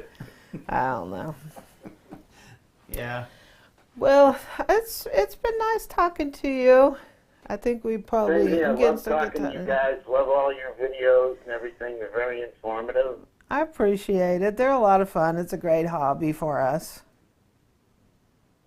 Yeah. No, you give a lot of entertainment and knowledge to people who are homebound during the pandemic, and I think Yeah. I'd appreciate you just as much even if it wasn't a pandemic, because you guys are very entertaining, great personalities, and it's really good what you do on YouTube and on your Facebook page. I appreciate it. I know that like the last couple weeks we've been kind of slow getting videos out. We sort of got on this. We used to do like maybe 3-4 a week, and we've been doing 2 a week. And I just been really busy with work and the holidays. I just didn't Well, get everyone's to. been really busy, probably Yeah. getting ready for holidays too. Everyone's Yeah. distracted. But I'm gonna get it together though. I'll get it So together. this is how Boo operates, right? I'm gonna do 12 days of Christmas. We're gonna have 12 I was videos gonna in do a row, 12 right? days of Christmas, and But it's, that didn't but it's happen. amazing that when you get to a certain age, body aches and pains pop up from time to Yep. time. It happens, And the next thing you know, things just don't go according to plan. And then other times, Nope. like she says, okay, we still work, and that kind of gets in the way from time to time. And then next thing, okay, I'm on vacation. I'm going to film every day. Okay, really? So how many days are we in vacation? I don't know. How far are we? Like 3 days? I mean, I don't know. So it's like, okay, and then the Christmas is what it is. Yeah, So we love people. We try to do our best. But sometimes when it's Christmas, we took a break ourselves just so we didn't stress over anything because, when you plan too much, and I think Amy's already discussed this when you do things for holidays and especially family get-togethers. You might have a certain plan, and sometimes it might not be realistic. So have a backup plan, right? so I don't know. yeah. I appreciate Well, it. I should probably get going so other people can call in. Yeah, I'm getting a little don't- tired, so we're gonna. Well, that's going to be the next thing is, I don't know, how many other people want to call in and say hi? Yeah. So thank you, Mark. Nice hearing from you. Nice hearing you. from you. Nice to talk to you guys. We'll talk to Have you a on happy Facebook. New Year. You too. Happy Happy New New Year. Take care. Bye-bye. Take care. Bye bye. All right, Awesome. quick poll. Anybody else want to call in and say hi? I think I need Anybody a tired? rest. Yeah. I think this has been definitely over 2 hours, I take it. Yeah. It is almost 7, so 3 hours. Wow, and it's not even Wow. New Year's. Not even New Year's. Anybody Hi, still tuned Jamie. in? How are you doing? Hi, Anybody- Lorraine.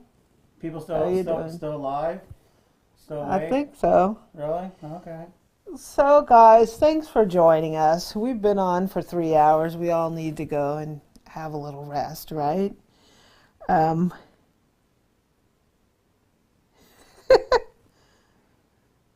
Hi, Jamie. How are you doing? We appreciate you joining us. We will be doing New Year's. I don't know what time we'll go on, but we'll be on for the actual countdown, so that'll be fun. Depends on how long you can tolerate us. Yeah. How long you can tolerate me, right? Oh, I don't know. If we decide to go on around 9 o'clock, are we really going to do a 3-hour show, shut it down exactly as soon as it comes to midnight, and then unfortunately if people are in other time zones, they're not quite to midnight yet. Yeah, maybe 10 o'clock? What do you think? 10 o'clock Eastern time, 10 o'clock Eastern time might be good. which is still 7 o'clock Pacific time. Yeah. I don't know if we're going to do Awesome. 5 hours. Is kind of crazy. So I'll post a link for that in the Facebook group. I'll add it to the channel Give so you us guys ideas, can. okay? We got to figure out if we're going to do cocktails. What are we going to do this year? So We'll figure that out. Have a great evening. I hope you guys had a fantastic Christmas and Santa was really good to you. Yeah, check out these bowls if you have a Sam's Club. These are pretty cool. I like those. Thank you, Boo. Sure, Boo. Have a great evening. Merry Christmas, and we'll see you on New Year's. Bye. Oh, we don't have a remote person. So Yeah, Eric's the VJ, so he's got to turn us I gotta hit the off button. Have a great evening, guys. And look at this. Yeah, this is kind of funny that this is from the immersion blender. So I don't know how much I paid for it. I think I paid $9 for it. So this could be my excuse for getting the actual immersion blender because they have a battery powered one. So Merry Christmas, you guys. Nice talking to you, Mark. Hillary, Merry Christmas. Have a nice evening. Robin. Yeah, we've been 3 hours. Thanks, Mark. See you guys later. Okay, did you want me actually to Yeah. hit a button? Okay, here it goes. See you guys. See you later.